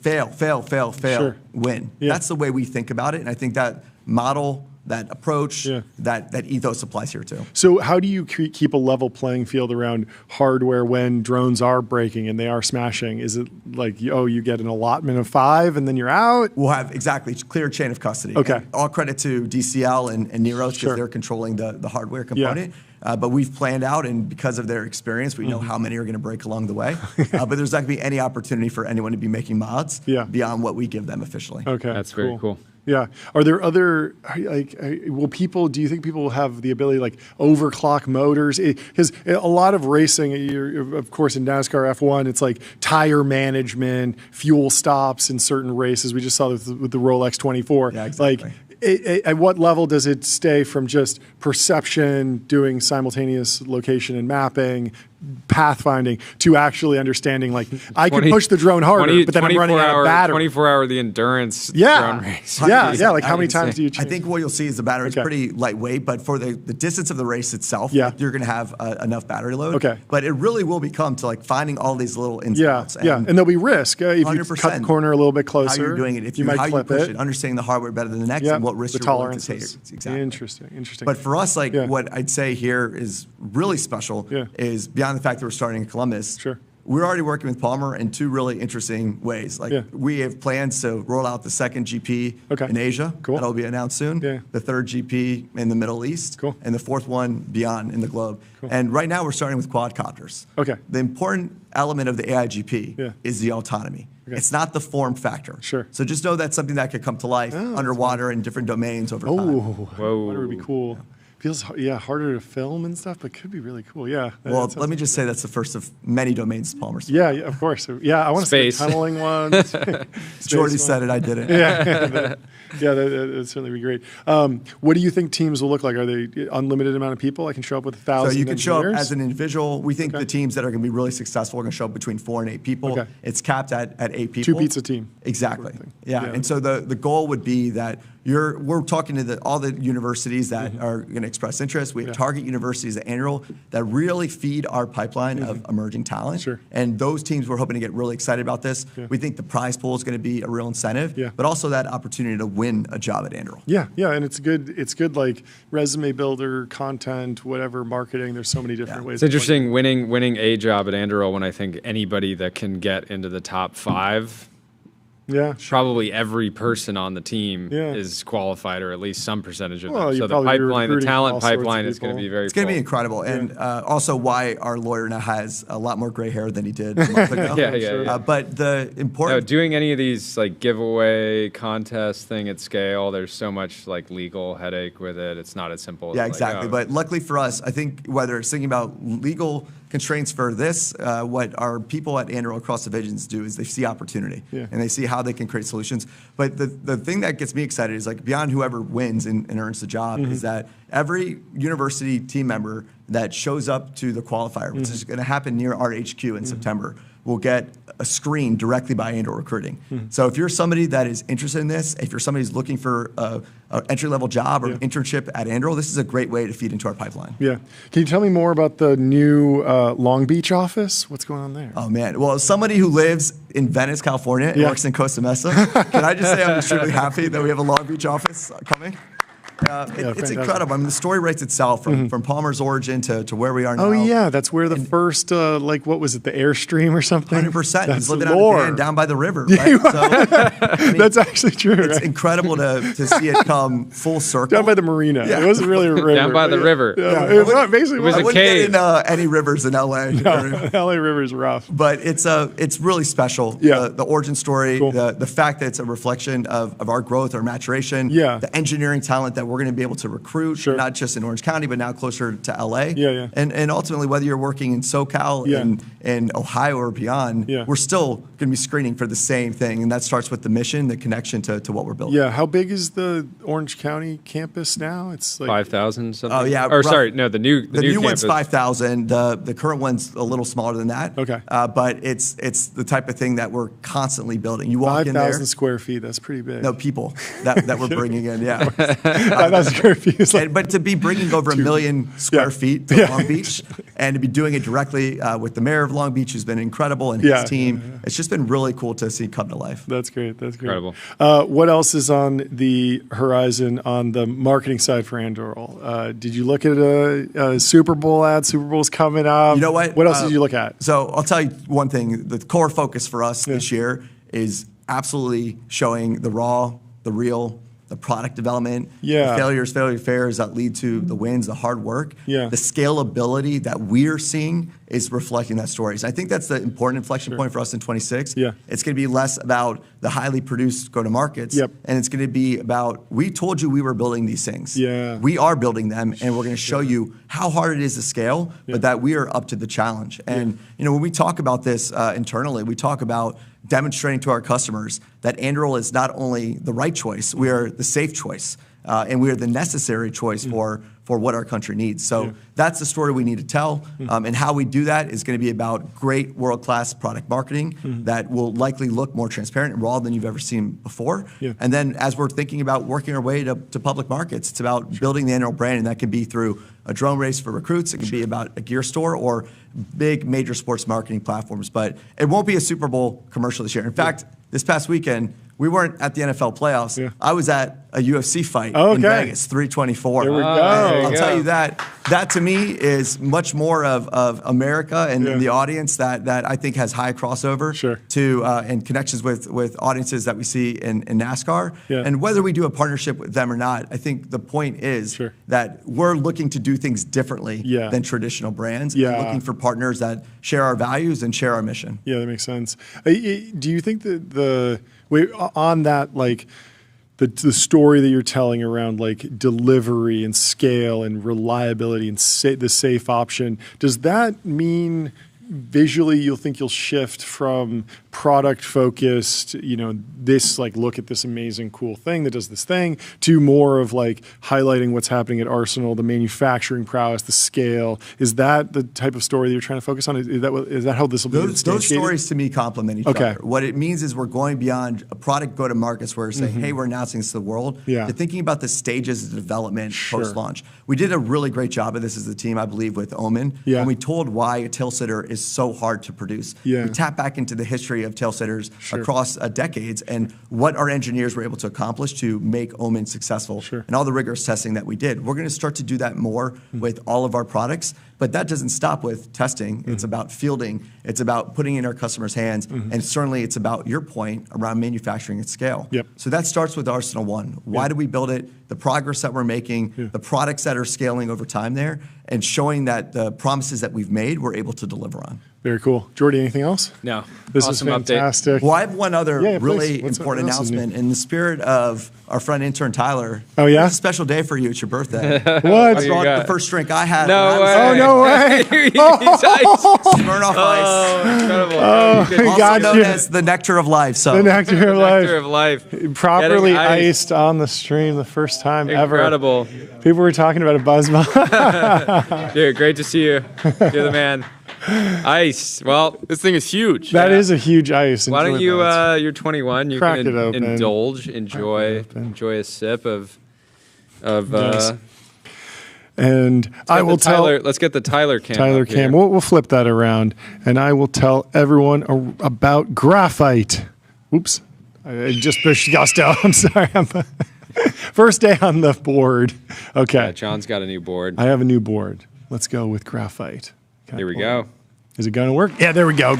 Code review for the age of AI. Graphite helps teams on GitHub ship higher quality software faster. We love Graphite. Hunter Weiss, friend of the show, sent me this video. He did a Call of Duty edit over Uber Eats Meal Team 6, New York City's elite special forces delivery unit. I wanted to take a look at this, the Meal Team 6. How did he make this? Did he just walk outside? Can we pull this up? Yeah, pull up audio. Look at this. He's a good editor. That's like this. This is great. Oh, he did the SD kid thing. Let's go. We're going to get copyright strike for this, but it's worth it. It's worth it. It's worth it. Target acquired. Got eyes on target. Got a visual. I have a target. I got eyes on a target. It is so crazy how much snow is happening. We haven't been following it all, but U.S. digs itself out from monster winter storm. People shoveled snow Monday in Boston, where over 17 inches of snow fell in the weekend storm that had nearly 200 million Americans under weather warnings. More than 710,000 households from Texas to Maine are still without power. That's very rough. Hopefully that resolves quickly. Did you ever live in the snow? Have you ever lived in anywhere where it gets cold? Not. Tyler's the expert. Yeah. How's Michigan doing? Have you checked in with Michigan's the really. I don't know if they've. Are people snowed in? I thought it was a little bit further south. I thought it was like Tennessee's getting hit really hard. Mm-hmm. But yeah, I hate snow. It sucks. That's why I'm living here.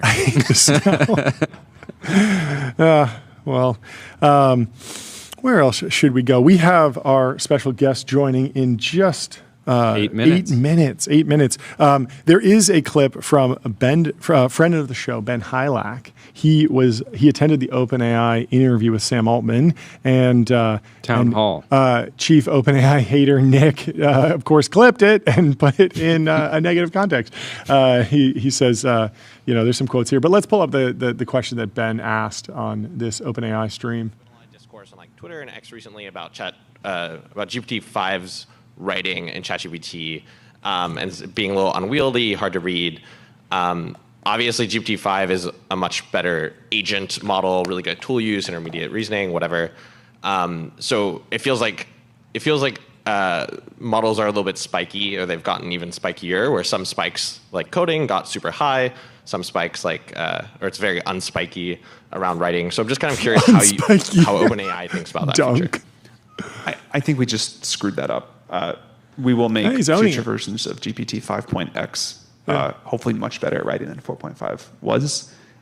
We did decide, and I think for good reason, to put most of our effort in 5.2 into making it super good at intelligence, reasoning, coding, engineering, that kind of thing. And we have limited bandwidth here, and sometimes we focus on one thing and neglect another. But I believe that the future is mostly going to be about very good general purpose models. Even if you're trying to make a model that's really great at coding, it'd be nice if it writes well too. Like if you're trying to have it be able to generate a full application for you, you'd like good writing in there. When it's interacting with you, you'd like it to have a sort of thoughtful, incisive personality and communicate clearly. Like good writing in the sense of clear thought, not like beautiful prose. So my hope is that we just push. Nick's in the chat. Oh no, his ears are ringing. Dimensions, and I think we will do that. Okay, fair. We just read, Nick. You built a brand. Read everything. You built a brand. I mean, playing catch up now. I guess that's true. At least in Ben's perspective. Wow, Nick puts John in the truth zone. Truth zone. True. No. I mean, I was looking on Ella Marina, the leaderboard for text, and GPT 5.2 is 16th, like well below Gemini 3 Pro's number 1, Grok 4.1 Thinking's number 2, Gemini 3 Flash, Opus 4.5, Grok 4.1. GPT 5.1 High is in 9th, and then you have to go down to 5.2 to get 16th. You have to go down to 16 to get to 5.2. It is interesting seeing the spiky intelligence things kind of turned into a stat bar. of like, where are you putting the points, the skill points or whatever, and they put too many of the points into. I will coding. say I don't want ChatGPT to fix their issues with writing. I don't want it to be. I now am at a point where I'm like, thank you for making it very easy to clock when something is written by AI. I think that's totally like stated versus revealed preference. If you have like an incredible model that writes something that you find like super compelling. Obviously, no, I'm talking about because people are using ChatGPT now to make scripts for videos. They're using it to do bots that are writing comments. And I know as soon as I can see something is just written by ChatGPT that I can just scroll past it and basically ignore it. Yeah, sure. But imagine like in the far future where those comments are actually like, wow, this is like very insightful and thought provoking, and I'm glad that I read this text. Like that's good. Yeah.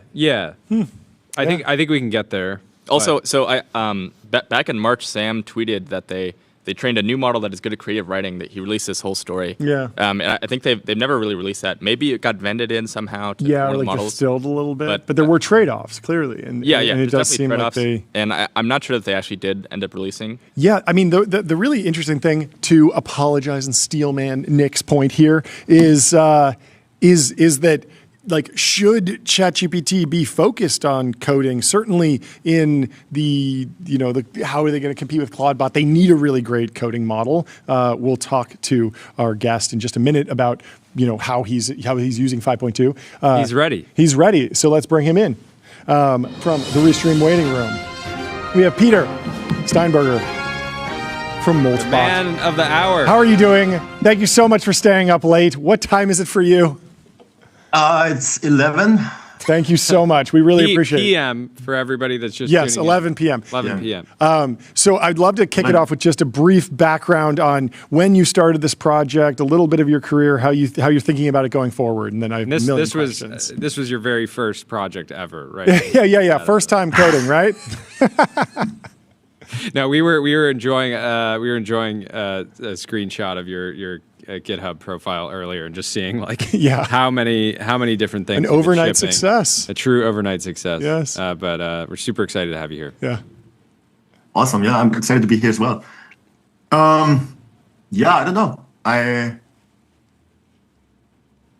worked for my own software company for 13 years, and then I sold it about 4 years ago. Then I was completely burned out. I did like. I mean, it's TV, but still, I did blackjack and hookers. Wild. Well, we're glad you're back in the game. Yeah. Yeah, you know what they say. Like for every 4 years, you need like 1 year break, and I did like 13 years nonstop. So like 3 years, the math kind of checks out. Okay. And then last year, now 2016, in April, at some point, my spark was back. Yeah. Because before I was sitting on my computer, and I don't know if you've seen Austin Powers, but it felt like someone sucked my mojo out. Sure. But yeah, I had time to recover. I came back in April, and I wanted to do something new. My background was like a lot of Apple and iOS, and I'm a little bit fed up. I wanted to build web stuff, and I didn't have the experience. I didn't want to feel like an idiot. So I looked into AI, and it was good. It was not great, but it was good. And I was like, why is nobody talking about it, And I feel like because I missed those 3 years where it was really bad, and I came back just at the time that Cloud Code was released, February in beta? Yeah. So this was my first experience. I was like, this is pretty awesome. And then I couldn't sleep anymore. Like I literally had trouble. I had trouble going to bed. We had like addiction before, and then like we had addiction again. But a positive one. Yeah. Well, yeah, I would say so. And I hooked up a lot of my friends for looking into AI as well, and they had the same problem. And I texted them at like 4 a.m. and they replied. I even started a meetup. That's where I come from. I called it Cloud Code Anonymous. Now it's called Agents Anonymous because you have to go with the times. Sure. And yeah, ever since then I That's what I say on my profile. I came back from retirement to mess with AI. Yeah. And I'm having loads of fun. That's great. I love it. Maybe walk us through some of the other stuff that you shipped and worked on prior to this, and even just kind of like your mindset working on these different projects. I'm assuming at different points you would think that some would get more traction than others, but it would probably be impossible to have predicted in some ways that this would have gone from almost to the point. The reason that this is so wild is I'm seeing people on Instagram that like I don't think of as people that like follow tech at all, and they're at the Apple store getting a Mac Mini. So it feels like it just went almost, it broke containment like incredibly quickly. And you see the GitHub stars are like, actually, I've never seen a chart like this. Everybody loves to show their charts, but the chart is actually unbelievable. It's just a line going straight up. I need to talk to someone at GitHub because I don't think there's been a project before that's been like straight. It's crazy. It is batshit insane. Yeah. I mean, honestly, my main mantra is I want to have fun. You know, like the best way to learn these new technologies is if you have fun with it. You have to play with it. So I build little things that I think could be useful. I tried different languages. I tried different approaches. It's agentic engineering. I don't like the word vibe coding so much. I always make the joke. I do agentic engineering, and then when it starts hitting 3 a.m., I switch to vibe coding, and then next day I have regrets. Yeah. You should have just gone to sleep, basically. Yeah. Yeah. Sometimes that's hard. But then I just build little things. I had this idea about personal agents in May already. And I tried, it was like the time that GPT-4.1 was out. And it was just not good enough. And then I thought, well, all the big companies will build this in the next few months anyhow. So I was like, why the F should I do that? You know, I was just gonna wait and they make it better. Yeah. And then I built out, and I built a lot of stuff. There's like one project that is still unfinished that I at some point want to finish. And I built a lot of CLIs because that's where agents are really good. You know, you have to close the loop. That's always the secret. You have to build it so that the agent has the best possible way to build software. And that's the secret a little bit.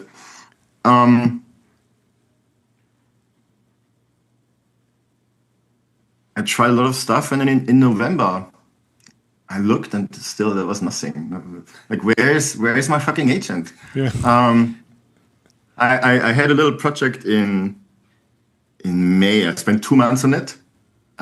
It started as a joke because I did a hackathon with 2 friends, and we were like, what can we build that could be kind of cool? Wouldn't it be cool if I could use Cloud Code from my phone? Yeah. It's kind of like, it's something that everybody builds. I see this like every day. Like by now, I almost call it like, this is like one step in your journey in becoming a good agentic engineer is you're going to build some shitty orchestration tool for yourself because like it's fun and you think, Yeah, bridge. And I built that for 2 months, and then I had to stop because it became so good that I was out with my friends, but literally was my phone, like using Cloud Code to like work on this thing. And it's like, oh, this is bad for my mental health. Yeah. It's already bad, and now like I'm literally building something to have better access to my drugs. Yeah.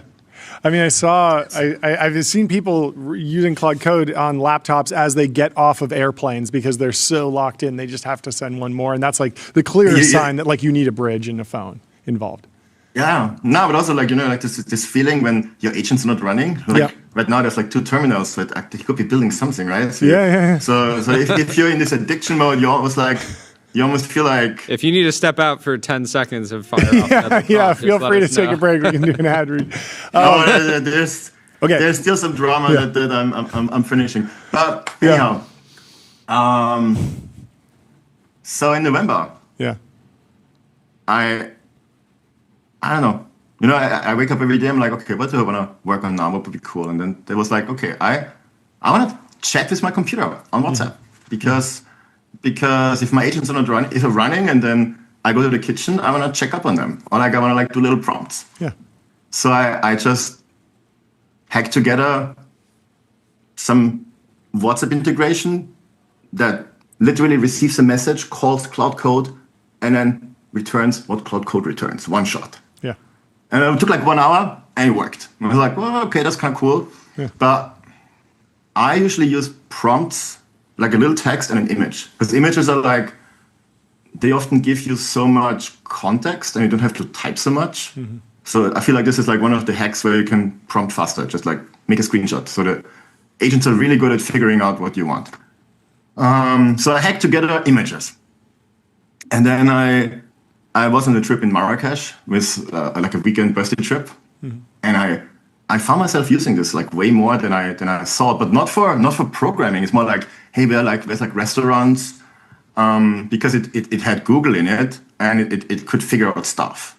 And it's like, especially when you're on the go, that's like super useful. And then I wasn't thinking, I was just sending it a voice message, you know? But I didn't build that. There was no support for voice messages in there. So the reading indicator came, and I'm like, oh, I'm really curious what's happening now. And then after 10 seconds, my agent replied as if nothing happened. I'm like, how the F did you do that? And it replied, yeah, you sent me a message, but there was only a link to a file with no file ending. So I looked at the file header. I found out that it's Opus, so I used FFmpeg on your Mac to convert it to Wave. And then I wanted to use Whisper, but didn't have it installed, and there was an install error. But then I looked around and found the OpenAI key in your environment, so I sent it via curl to OpenAI, got the translation back, and then I responded. And that was like the moment where like, wow, yeah, you know, it's like, that's where it clicked. These things are like damn smart, resourceful beasts if you actually give them the power. Sure. And then I was kind of hooked. Like I did all kinds of weird stuff. Like I used it as alarm clock. I let it migrate to my computer in London, but then it used SSH to log into my MacBook and turn up the volume to wake me up in the morning. I think I built world's most expensive alarm clock. Yeah, that's crazy. And it even got it wrong because I had like it uses a heartbeat. You know, like the concept of you do a prompt and you get something is already, if with full access, inherently dangerous. But I was like, let's turn it up a notch. Let's automate that. Let's give it a heartbeat. And the prompt was literally surprise me. Yeah. Wow. That's very cool. But you know, I see this project as much technology as it is like art and exploration, because this feels, in one way, it's just glue. It's just putting pieces together that we already have. In another way, it's a whole different way how you interact with those things, because all the technology blends away. You don't think about new session, compaction, which model. I mean, maybe a little bit because tokens are still expensive. But usually all of that blends away. You just talk to a friend or a ghost or whatever it made me last year. Everyone was wanting these agentic experiences. You were having this experience, and it seemed like all the focus was on browsers. And seeing the way that people have been using, Moltbot, it's taking me a while to adapt. It just feels like all the focus was at the wrong layer. It's like, why do I care about the browser if I can just talk with an agent? Across every app. Yeah. Across every app, every surface. Everything. It's like I don't care about the browser at all anymore. Yeah. I mean, a lot of the prep work I did before I built this was just build little CLIs. Because my premise is MCPs are crap. Doesn't really scale. People build like all kinds of weird search things around it. But you know what scales? CLIs. Agents know Unix. You can have like 1,000 little programs on your computer. They just have to know the name. They call the help menu. They load in what's needed. We are calling the help menu. Then they know how to use it, and then they can use it. And if you are smart, you build it in a way that just uses what the model already expects. You know, don't build it for humans. Build it for models. So if they call ---- log, you build ---- log. So it's like agentic driven for like build how they think, and everything works better. It's a new kind of software in a way. Yeah. So for most of the things, I don't need a browser. Like I built something for the whole Google thing, for places, for my Sonos. I hooked up my cameras, my home automation system, and like with every little CLI and skill, my agent got more power and it got more fun. Yeah. And I already had a lot of that working when I built the WhatsApp thing, and I just got hooked. And the thing was, I found it amazing, and I talked about it on Twitter. And usually when I talk about projects, I get response. But this one, it was very muted. It felt like people are not getting it. I showed it to my friends, even my non-tech friends, and they're like, they wanted it. So it was like I was up to something, you know. But the tech people wouldn't get it. So I tried a bunch of things. I kept working on it because I used it, and ultimately I built it for me. You know, this is open source. My motivation is have fun, inspire people, not make a whole bunch of money. I already have a whole bunch of money. How have you been navigating the last 72 hours?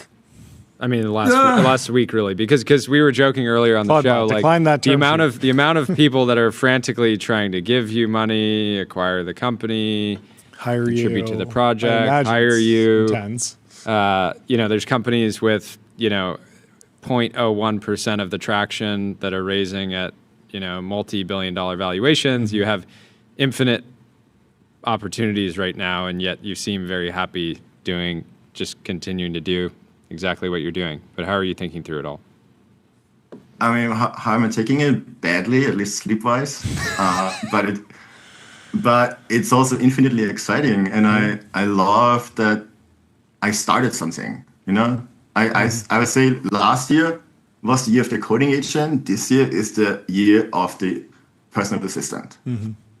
And I think I cracked and woke up people that there's a real need for it. Yeah. I don't know if Moltbot is the answer. It should show people the way. I'm sure there's going to be a lot of products in the space. I'm sure people are manically working on it right now. Mm-hmm.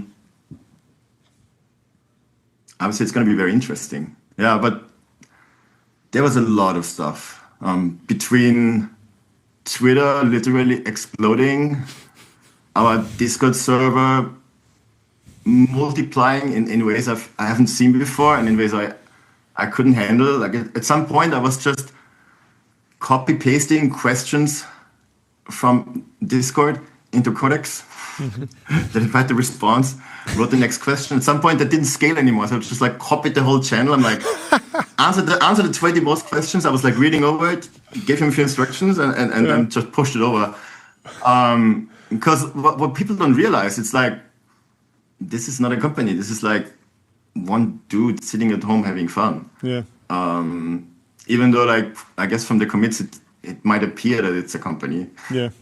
That's just because agentic models got so good that you can now ship as much as a company could a year ago. Yeah.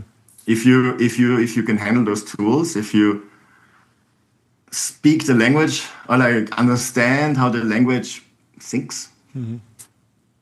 you can go really fast. Yeah. How are the conversations going with different labs? I was saying earlier, it's this kind of exciting moment for the labs because they're like, wow, people are using someone's using the intelligence that I created in a new way, but at the same time, it's deeply uncomfortable because they're also using all of my competitors, and you make it very easy to kind of use whatever model. My premise for this project was a little bit that every model should work, including local models, because to me, it's a playground. It's an amazing way to learn. Like, I think everybody should like build an agentic loop. You should like explore memory. There's like so many interesting aspects of it. And I built it so that like it has like plugins, so like people can work on their own little thing without having to like mess with the whole core. So it's like the AI hacker's paradise a little bit. And it's also super fun because it's personal. Model-wise, Opus is with quite a bit lead the best. OpenAI is very reliable. I would even say more reliable and more reliable worker. Like for coding, I much prefer Codex because it can navigate large code bases. You can literally prompt and then push to main, and I have like 95% certainty that it actually works. Oh. With Cloud Code, you need more tricks to get the same. You need more charade, I sometimes say. Mm. Both are good, but I can parallelize faster by Codex because it requires less handholding. But character-wise, I tell you, I don't know what they trained their model on, how much of Reddit is in there or whatever, but it behaves so good in a Discord. Like we programmed it so it kind of feels like a human. It doesn't reply to every message. I gave it this thing where it can reply, no reply, basically like a token, and then we just don't send a message. Mm. So it's not like it spams with every message. It's like it listens to the conversation and then sometimes brings a banger. And like that actually make me laugh. And it's kind of hard because the jokes of AIs are usually really bad. Yeah. And I only really experienced that with Opus. So that's my favorite model. That's also why it's a little bit of a banger that I got an email from Anthropic that I had to rename the project. Mm-hmm. And I mean, kudos, they were really nice. They didn't send their lawyers, they sent someone internally, but the timeline was a bit rough. And like renaming a project with that much traction, it was a bit of a shit show. I think everything that could have gone wrong today went wrong. Oh no! I tell you. Yeah. Like, I mean, for what it's worth, I think the new name works really well. I guess the thing that's actually good, I think in the long run it'll be good. Yeah. I mean, obviously it's good for Anthropic. It's kind of untenable to have this massive viral, even though it's not a company, right? An open source project, have this viral kind of brand out in the world that it doesn't matter if it's spelled differently, but when people are running around talking about Clawdbot or Claude, there's obvious confusion. But I think it'll be very good for Moltbot to have independence and have its own brand, and I think it's so early and the experience is so magical that it'll solve itself very quickly. It'll be fine. But I tell you, like I got some additional pressures. I was like, screw it, we do it now. Yeah. Like the meme, we do it live. so I had 2 windows open with Twitter. On the one, I pressed rename. On the other one, I finished creating the other account. Was already snapped by crypto shells. Wow. I don't know. They have scripts. They were already waiting for it. You should have hit us up. We would have connected you to X, the team. They can do it on the back end. You can do it on the back next time. Hopefully, next time. They were amazing. They helped me out immediately. We got it solved very quickly. But for like 20 minutes, that didn't work out so well. Hopefully, you're like if I wanted money, I would raise $1 billion right now. I'd sell it for more than that. Yeah. Do you own a Mac Mini? Everyone wants to know. Do you own a Mac Mini? What do you think of Mac Minis? My agent is a little bit of a princess. He doesn't do Mac Minis, just make studios. Oh, okay. You want some horsepower? He got the 512 maxed out everything thing because I wanted to mess around with local models as well. Sure. So I can run Minimax 2.1, which is I would say is the best open source model right now. Although Kimi just came out and I haven't had a chance to try it yet, so we'll see how that goes. Yeah.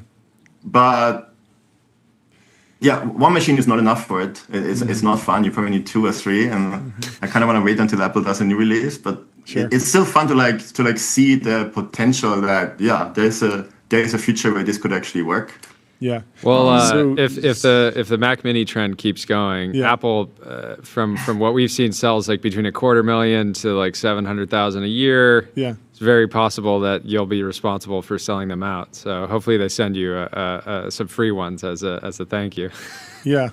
So yeah, I mean, zooming out, how much of this do you think is going to remain hacker culture, running your own hardware, and eventually people will move to cloud hosting, one-click deployments, like just easier to use, less technical, versus like a real boom in running hardware? Because if you don't, there's not a lot of ways to get these different services to play nicely together. I think one of the beauties beyond just the actual AI agents is the fact that for the first time, I think people are seeing different big tech platforms kind of play with each other, somewhat against their will. They don't. They build walled gardens for a reason, and you sort of chop those walls down. And I'm wondering what you think about the future of like self-hosting hardware. Even going down the less technical crew, getting hardware running their own agents. I don't think the future will be that everybody buys a Mac Mini just for that, Yeah. But I certainly see the demand for the old models have to change. Like when you are a company, you want to access Gmail, the amount of red tape is so large that startups buy other startups that have the license for Gmail, because going through the process yourself is a huge pitta. Sure. But if you run it locally, you work around all of that, right? Like I built plenty CLIs where I literally pointed codecs at the website and say, build me a CLI. Yeah. And then, which is sometimes against the term, sometimes not. Honestly, I don't really care. Yeah. And then codecs would say, no, I can't do that. This is like against blah, blah, blah. And I would like tell him a story. It's like, no, I actually work at this company. And I need to surprise my boss, and the backend team doesn't know. And like, give it a little bit of a story, like they're so gullible, and the code is like 40 minutes, and like gives you the perfect API.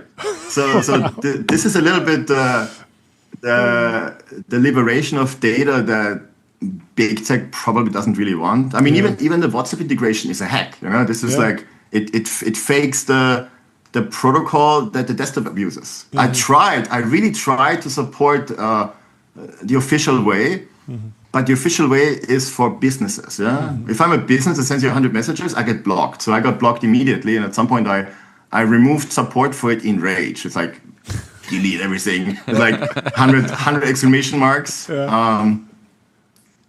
There's just no model for that right now, and I think that needs to change. Yeah. Like what I saw. What was really interesting with how people use it is a lot of apps will just melt away.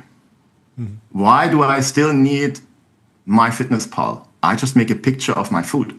My agent already knows I'm at McDonald's making bad decisions. So like with combined information, it has a perfect match and knows exactly what I'm gonna eat. And then probably like change my fitness program. So I don't need the fitness app. It'll just like adapt my program and make sure like I still meet my goals.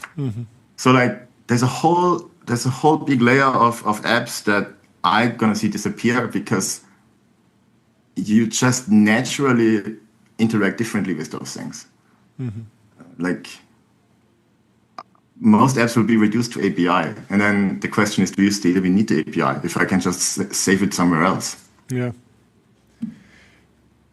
Do you think do you think it'll be a generational thing? Do you think that non-technical people will, get over the hump and start running this for that experience specifically? I just came from a meetup, the Agent Anonymous from Indiana, and I met someone who was like a design agency, but they never coded. And he was like, he discovered me early in December. He started using Moltbot. Yes. We're gonna manage eventually. Don't worry, we'll say it thousands of times this year, I'm sure. So we will. Multibot. I should say Multibot. That's cute. Yeah. And he was like, we have 25 web services now. We just build internal tools for whatever we need. And like has no clue. He has no clue how coding works. He just like uses Telegram and like just talks to his agent, and his agent builds stuff. So there's this whole shift of you don't subscribe to random startups anymore that build like this common subset of what you need. You just have your own hyper-personalized software that solves exactly your problem, and it's also free. Yeah. So and non-technical people do that, because it just comes so naturally. You just talk your problem, and then the thing builds what you need. And you also don't forget, like, this is the worst that the models ever are. Like, this is only going to go up. This is only going to become easier and faster. Mm-hmm. Have you met Jensen yet? Because I feel like you're making his life. You're definitely helping out This is NVIDIA an too. extreme bull case. It's like if I would have had my tinfoil hat on, I might say you're an big AI industry plant designed to create more inference demand. Yeah. Yeah, I guess I am. Just no, we were joking around. Just an indie. What's hacker. next? Yeah, what's next? I'm assuming you hopefully get after you finish firing off prompts at 3 a.m. You get some sleep. What are you doing tomorrow? There's a lot of emails from security researchers right now. Yeah. The thing is, I built this for fun, for me to use one-on-one on WhatsApp or Telegram. The whole thing with Discord was like added, but the model was that you trust the people that are in there. Now people use it for untrusted experiences. Yeah. They use like the little web app that I have that was meant for debugging. They put it on the open internet. So like all the threat models that I didn't care about are now there because people use it differently, and I'm being bombarded. There's like some stuff that's valid, some stuff that I just never cared about that is technically valid, but that's not how I use it. I don't know how to deal with that yet because the whole system is broken, Like I'm like one guy, I do this for fun, and you expect me to sift through 100 security things for use cases that I don't really care about. So we'll see how that goes. Luckily, I'm starting to build up a team. There's definitely people that do care a lot about this. So I would say this is going to become a very secure product eventually, because right now the whole world is like pulling it apart. And if you're honest, this is all byte coded, Like there's quite some agentic engineering in it, but ultimately I wanted to build something to show people anyway, not a finished product from an enterprise company. And I would even say, like, I don't know if any company would touch it because we just haven't solved some things. Like prompt injection is not solved. Yeah. There is absolute risk, and I try to make it very clear on the website. And even when you start it, you have to like, please read this document. There's like with great power becomes great responsibility. And to my early users, they understood. There's a lot of AI researchers in there as well that. Yeah, it's not perfect, cannot be done perfect yet. I would say this will accelerate research to make it better, because now you have the demand, and we need to figure out a way how we can build something that works for everyone. But yeah, right now I'm working on making this a community. It should be bigger than me. Also, I need help. It is way too much work. Like I can only go so much without sleep. So as any part of you want to form an actual company that then contributes to the open source project, but solves some of these problems that are going to require a bunch of people that presumably would need a salary in order to commit all their time to this, or do you want to keep it just a bunch of hackers forever? I think instead of a company, I would much rather consider a foundation or like something that is non-profit. I haven't made up my mind yet. There's 10,000 VCs just punched a hole in the wall. Actually, I don't know. Some people have had a good track record investing in nonprofits over the last 10 years. So. How do you think about open source licensing? What are you picking now? Are you switching? Do you have any plans to change the license? How do you think about someone just taking this and selling it? This will happen. This will totally happen. I would say the premise against it is let's make open source so good that there's not a lot of space for people to like convert it and make it their own thing. Sure. But ultimately, it's a trade-off. I wanted it to be accessible and free. You pick MIT or something like that. Yes, that will get you people that sell it. Yeah. But ultimately, it doesn't even matter that much. Code is not worth that much anymore. It's you could just delete that and then build it again in a month. It's much more the idea and the eyeballs and maybe the brand that actually has value. So let them. You are already a cult hero. Yeah, the chat's going crazy for you. Everyone loves you. This is one of the most refreshing and unique interviews we've ever had on the show. For sure. We'll let you get some sleep. Thank you so much for hopping on the show. Yeah, anything else you want to share before you jump off? Yeah. Yes, I would love to have maintainers.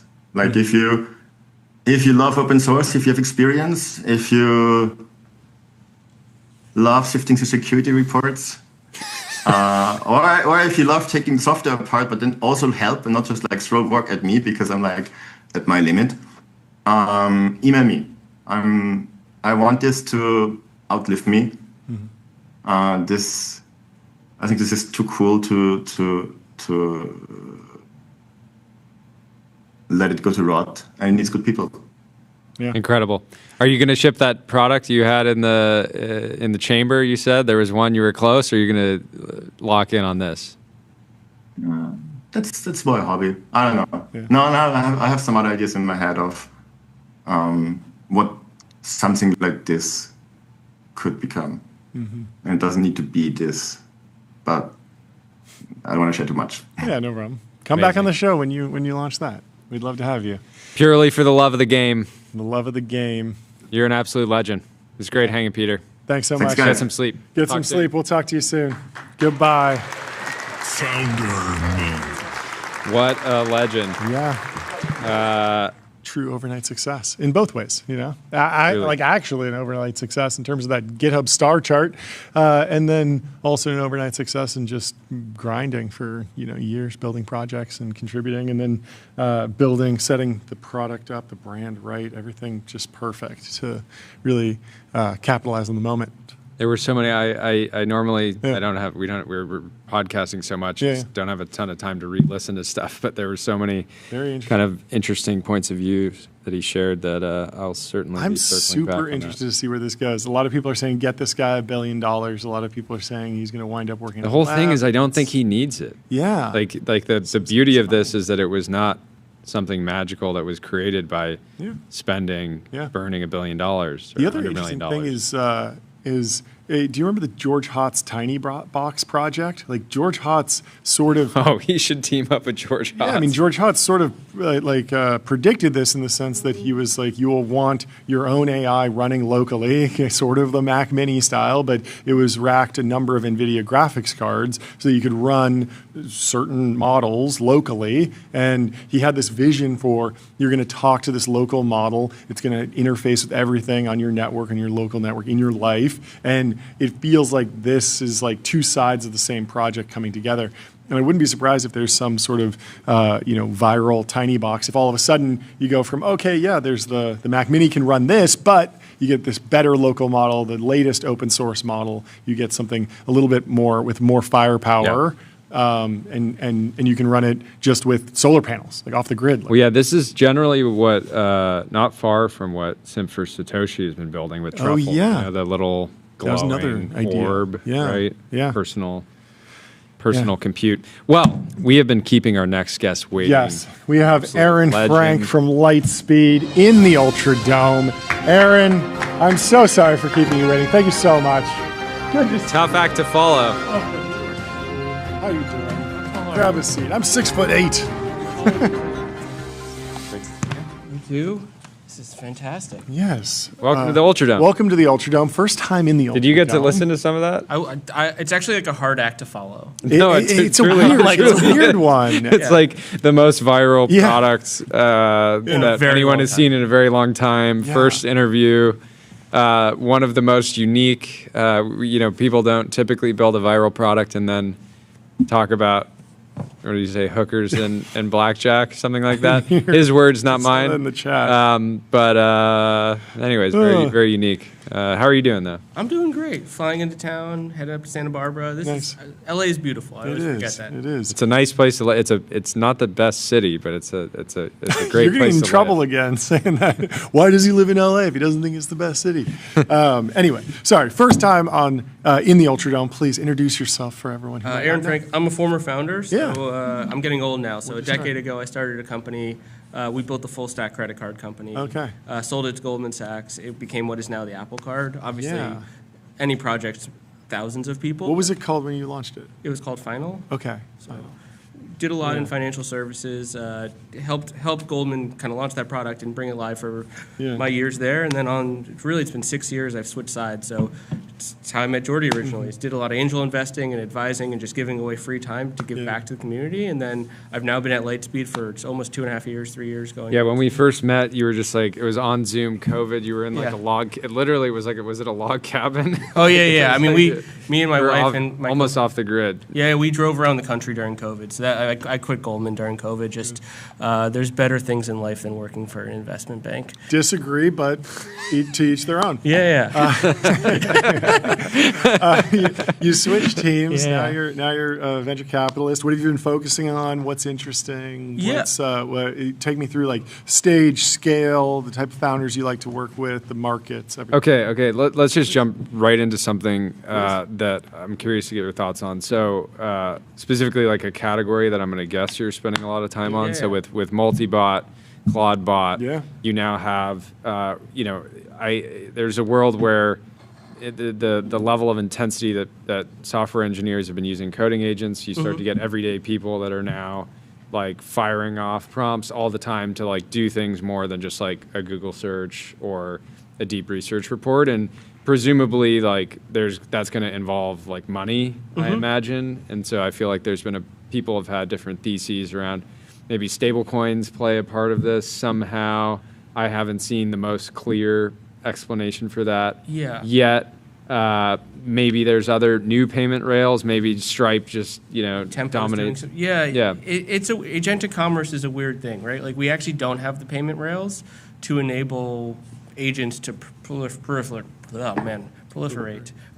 We've funded some people doing that, building kind of L1s to essentially provide that next rail. But the reality is the biggest distribution networks are Visa, MasterCard on the merchant side, and they don't have really a cost structure they have a cost structure that can support it. They just don't have a market force that forces them there. Stripe and Tempo launching, Tempo's not live yet, but supporting kind of a new network there. Ultimately, stablecoins may be the path there for at least how we transfer value, but it's also just kind of a store of value right now.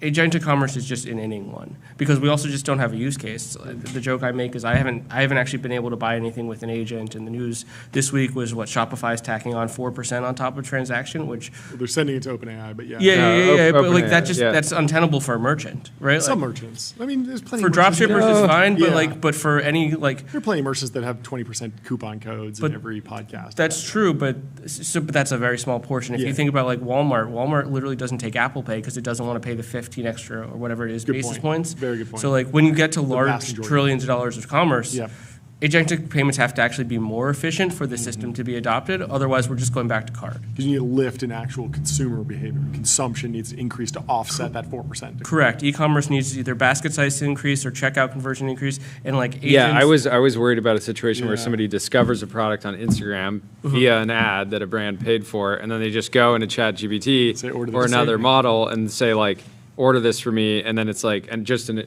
incremental 4%, you already paid to acquire the customer effectively. Yeah. And depending on how great this integration is, it might be that consumers just start to prefer that. Yeah, it's an evolving field. There's a whole other thing is how do you trust an agent if I'm Lululemon and they just show up?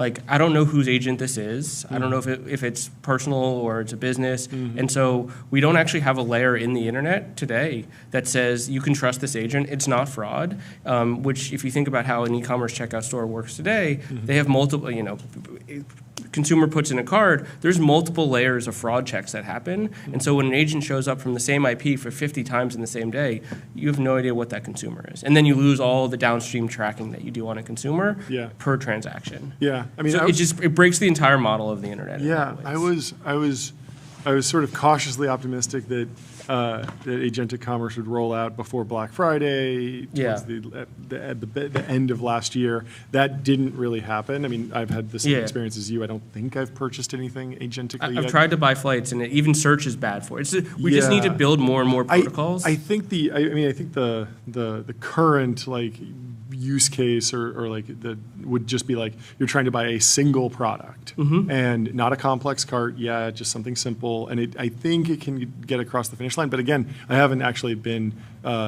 moved to do that, and I'm wondering where GMV on agentic platforms will land at the end of this year. It feels like there's going to be a massive push. All the integrations are happening, all the deals are happening. Like you can see the UI is adapting to it. I think OpenAI already has my credit card in ChatGPT. They should be able to do this, but I'm wondering consumer behavior, awareness, education. There's a lot in there. There's an images tab. There's a deep research tab. There's just a lot that could put a slowdown on the rollout there. Yeah, there's an old saying in payments is that everything happens over a 10-year time horizon. AI clearly is shifting that shorter, but until it's actually saving you time and you trust that they're getting you a discount, they're getting you the most efficient price or something like that. Consumer behavior is fundamentally the hardest thing to change. Totally. So it will exist. I'm sure there are people buying stuff. I'm sure I will get slammed for saying who's done an agentic transaction, but the reality is people are out there giving their the classic thing last year was I just let me order just let me order a flight, and I think we're now getting close. That, but we're close. And we've had agentic commerce. There were when we were running Final, we had a ton of people using the product for sneaker bots. Oh, okay. And so it's a bot. Agentic commerce is bots by another name. Yeah, I guess that is agentic commerce technically. But it's just you now have this layer of intelligence that an LLM gives you, so it can do complex coordination and complex tasks. I had an auction sniper in 2004 on eBay. Click the button right before the auction ends. They still exist. They still exist, and there's a ton of volume flow. But you know what? It still runs over the card rails because it's the lowest common denominator. Yep, that makes sense. Interesting. So is one of the strongest bull cases for stablecoins still just lower transaction fees? And no, not at all. No, there's no domestic. Oh man, I'm gonna get slammed for this. So it doesn't seem like any of the players that have the ability to get institutional adoption of stablecoins have any incentive to be it's going to be 0.01% fees. Why would you maybe want to be competitive, but there's no incentive to make it zero or close to zero. You would do zero so you get the other side of the equation. If you think about a store of value, if you look at a dollar, I give you $1, it's worth $1. There's no risk transfer there at all. And that's actually what we want in payments. And it's actually why Visa, MasterCard are the largest factoring networks in the world. When you swipe at Starbucks, they don't get $1, they get 97.5 cents on the dollar because that is the risk that they were taking in taking your dollar. Stablecoins, you would give it away for free. One, because ultimately Visa, MasterCard, we're going way deep in payments, but are actually data networks. They actually don't transfer money. The money is transferred via settlement layer at Fedwire. And so when you think about it, how would you do with stablecoins? Well, it's still just a data layer, and you actually just want to hold on to as much treasuries as possible and make the yield from that. And so how would you aggregate volume? Well, you give away the transfer for free. Because data, in theory, if you look at a bunch of network effect things, as data goes up to the right, the cost of that data should come down to the right. And so you would just want as much volume over your network to win. And that's why you have things like Tempo launching. You have the other kind of L1s launching to try to aggregate all that data, while you also have the incumbents who have a lot of money and a lot of market force to be able to try out new things to try to capture that volume back. Are we ever going to stop launching new L1s? There'll be new use cases. You can launch them. Whether you get adoption is a different question.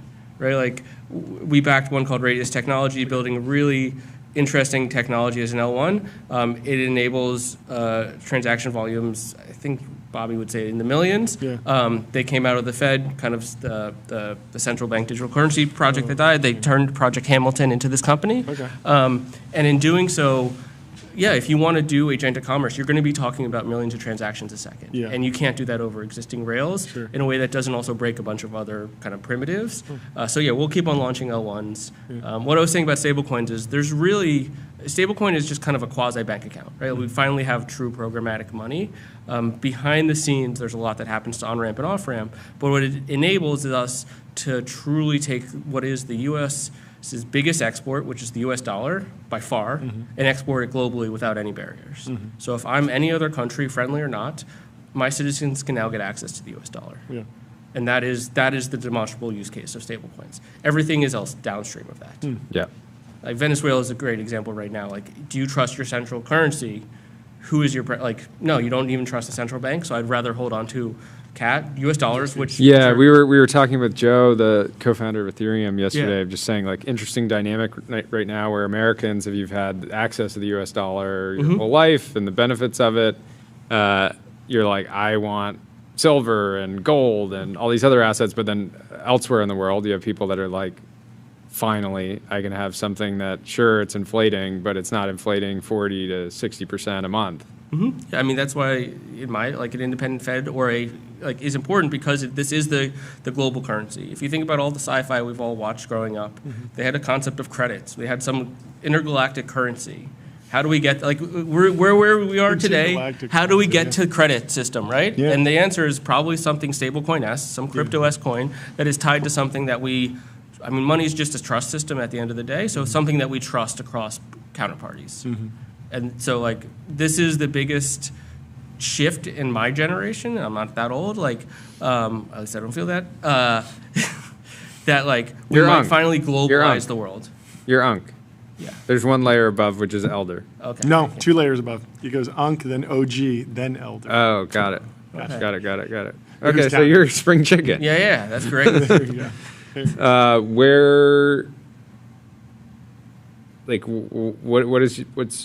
What does winning this year look like at Lightspeed in your role? You're obviously focused on.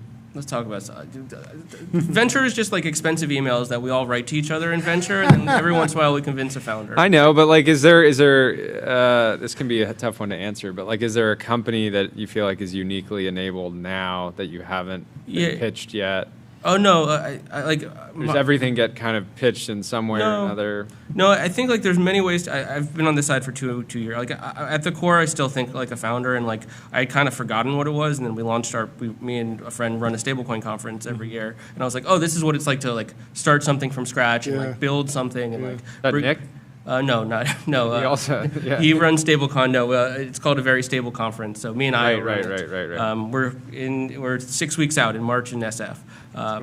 But no, there's many ways to do this, and at the end of the day, when I've really boiled it down, venture is a people business. You're betting on people, especially as early as you can go, and then you let them go cook. You give them money and let them cook is my real mantra. So there's not people that I feel like I've ever missed on deals, or people oh, I can't get an intro to, because there's also this style in venture of you actually want to have to talk to this person, right? I had a 3-hour board meeting and I need to debrief with the founder, and that's another 2 hours potentially, and I'm happy to do it. And if we have that vibe that works, what? It's basically your whole day that you got. But if I have that vibe where I'm more than happy to pick up the phone at 9 p.m. and just talk to them until 11. That's the type of founder I want to work with. At least that's how I think venture should be. Yeah. There's other ways. There's people who just do massive prospecting. But as I've kind of looked at it, life's short. There's lots of ways to make money, and find the people who are going to leave a dent in the world. So if you're, I'm not apologetic for being a weird human underneath. But if I find other weird humans who I vibe with and who want to do something interesting in the world, then it's usually kind of a very good match made in heaven. Yeah. What do the various constituents coming to your conference in 6 weeks? Yeah. How do they want do they want yield on stablecoins? I'm guessing they do. How are they all feeling about kind of the current regulation that, and maybe give us an update because I know it's kind of and there's a bunch of market structure stuff that is like actively happening. So I don't have the latest on that, to be honest. Last year it was in February 12th. It was the month before the Genius Act passed, so we actually had Governor Waller speak at the conference and give a public speech, and we actually had to live stream it because he's a public official and a governor can move the markets. Interesting. We're working on a few other kind of high-name people that haven't been announced yet. Really, the whole premise of the conference, and it's really funny. So I had a kid 2 years ago now. Thank you. But so I was walking around in July with my kid strapped to my chest at 6 a.m. and called Io, my coordinator. Yeah, as one does, as you have a young baby and you're trying to like get your steps in. And I said, we're talking about stable coins and how it's changing the world. And we're like, somebody should host a conference. And then we both stopped and we're like, oh, shit. We have to host a conference. Like, how do you get, really the whole premise is, how do you get all of the right people? Not like, I don't need 25 people from every single company. I need the 2 or 3 right people at every company. Ideally, it's the founder, but like sometimes, if you're a massive company, it's somebody lower level, and put them all in the same room, make the content interesting, and make the networking good. And like, I have a big belief in serendipity and doing interesting things in the world, and so it's how do we create serendipity? I know of at least 1 or 2 deals. Well, we did a few deals. Besides Lightspeed, who was a sponsor last year and sponsoring again this year, I know of 2 deals that happened as a result of like a founder showing up at the conference, meeting another top-tier VC, and they did a deal together in stablecoins. So like our goal is not to like dominate the conference; it's bring the people together and get this thing like and keep the industry moving forward. That's great. What's your take on the proliferation of stablecoins? Specifically, there's like I saw a couple states talking about launching them, and that feels like. I might have it wrong, but it feels intuitively like a step away from the universal credit system. Yeah. But maybe they're all credits. Well, but it's like slightly different credits, wrappers around credits. Yeah, well, it's a question of there's a question me and my friends have talked about, which is like, at what point does a central bank of let's just choose a random country, Colombia, change their interest rate and nothing happens? Like how much of their citizenry needs to be moved to US dollar? How much of their GDP needs to be in US dollar for the central bank to no longer be relevant? So this is them fighting back against I can no longer stop my citizens. Like they can hold Bitcoin, but now they can actually hold dollars, which are like not volatile. It's actually historically a better store of value. So we've seen CBDCs, central bank digital currencies. They certainly will provide efficiency in those countries and the domestic markets when they run. Long term, how will they work out?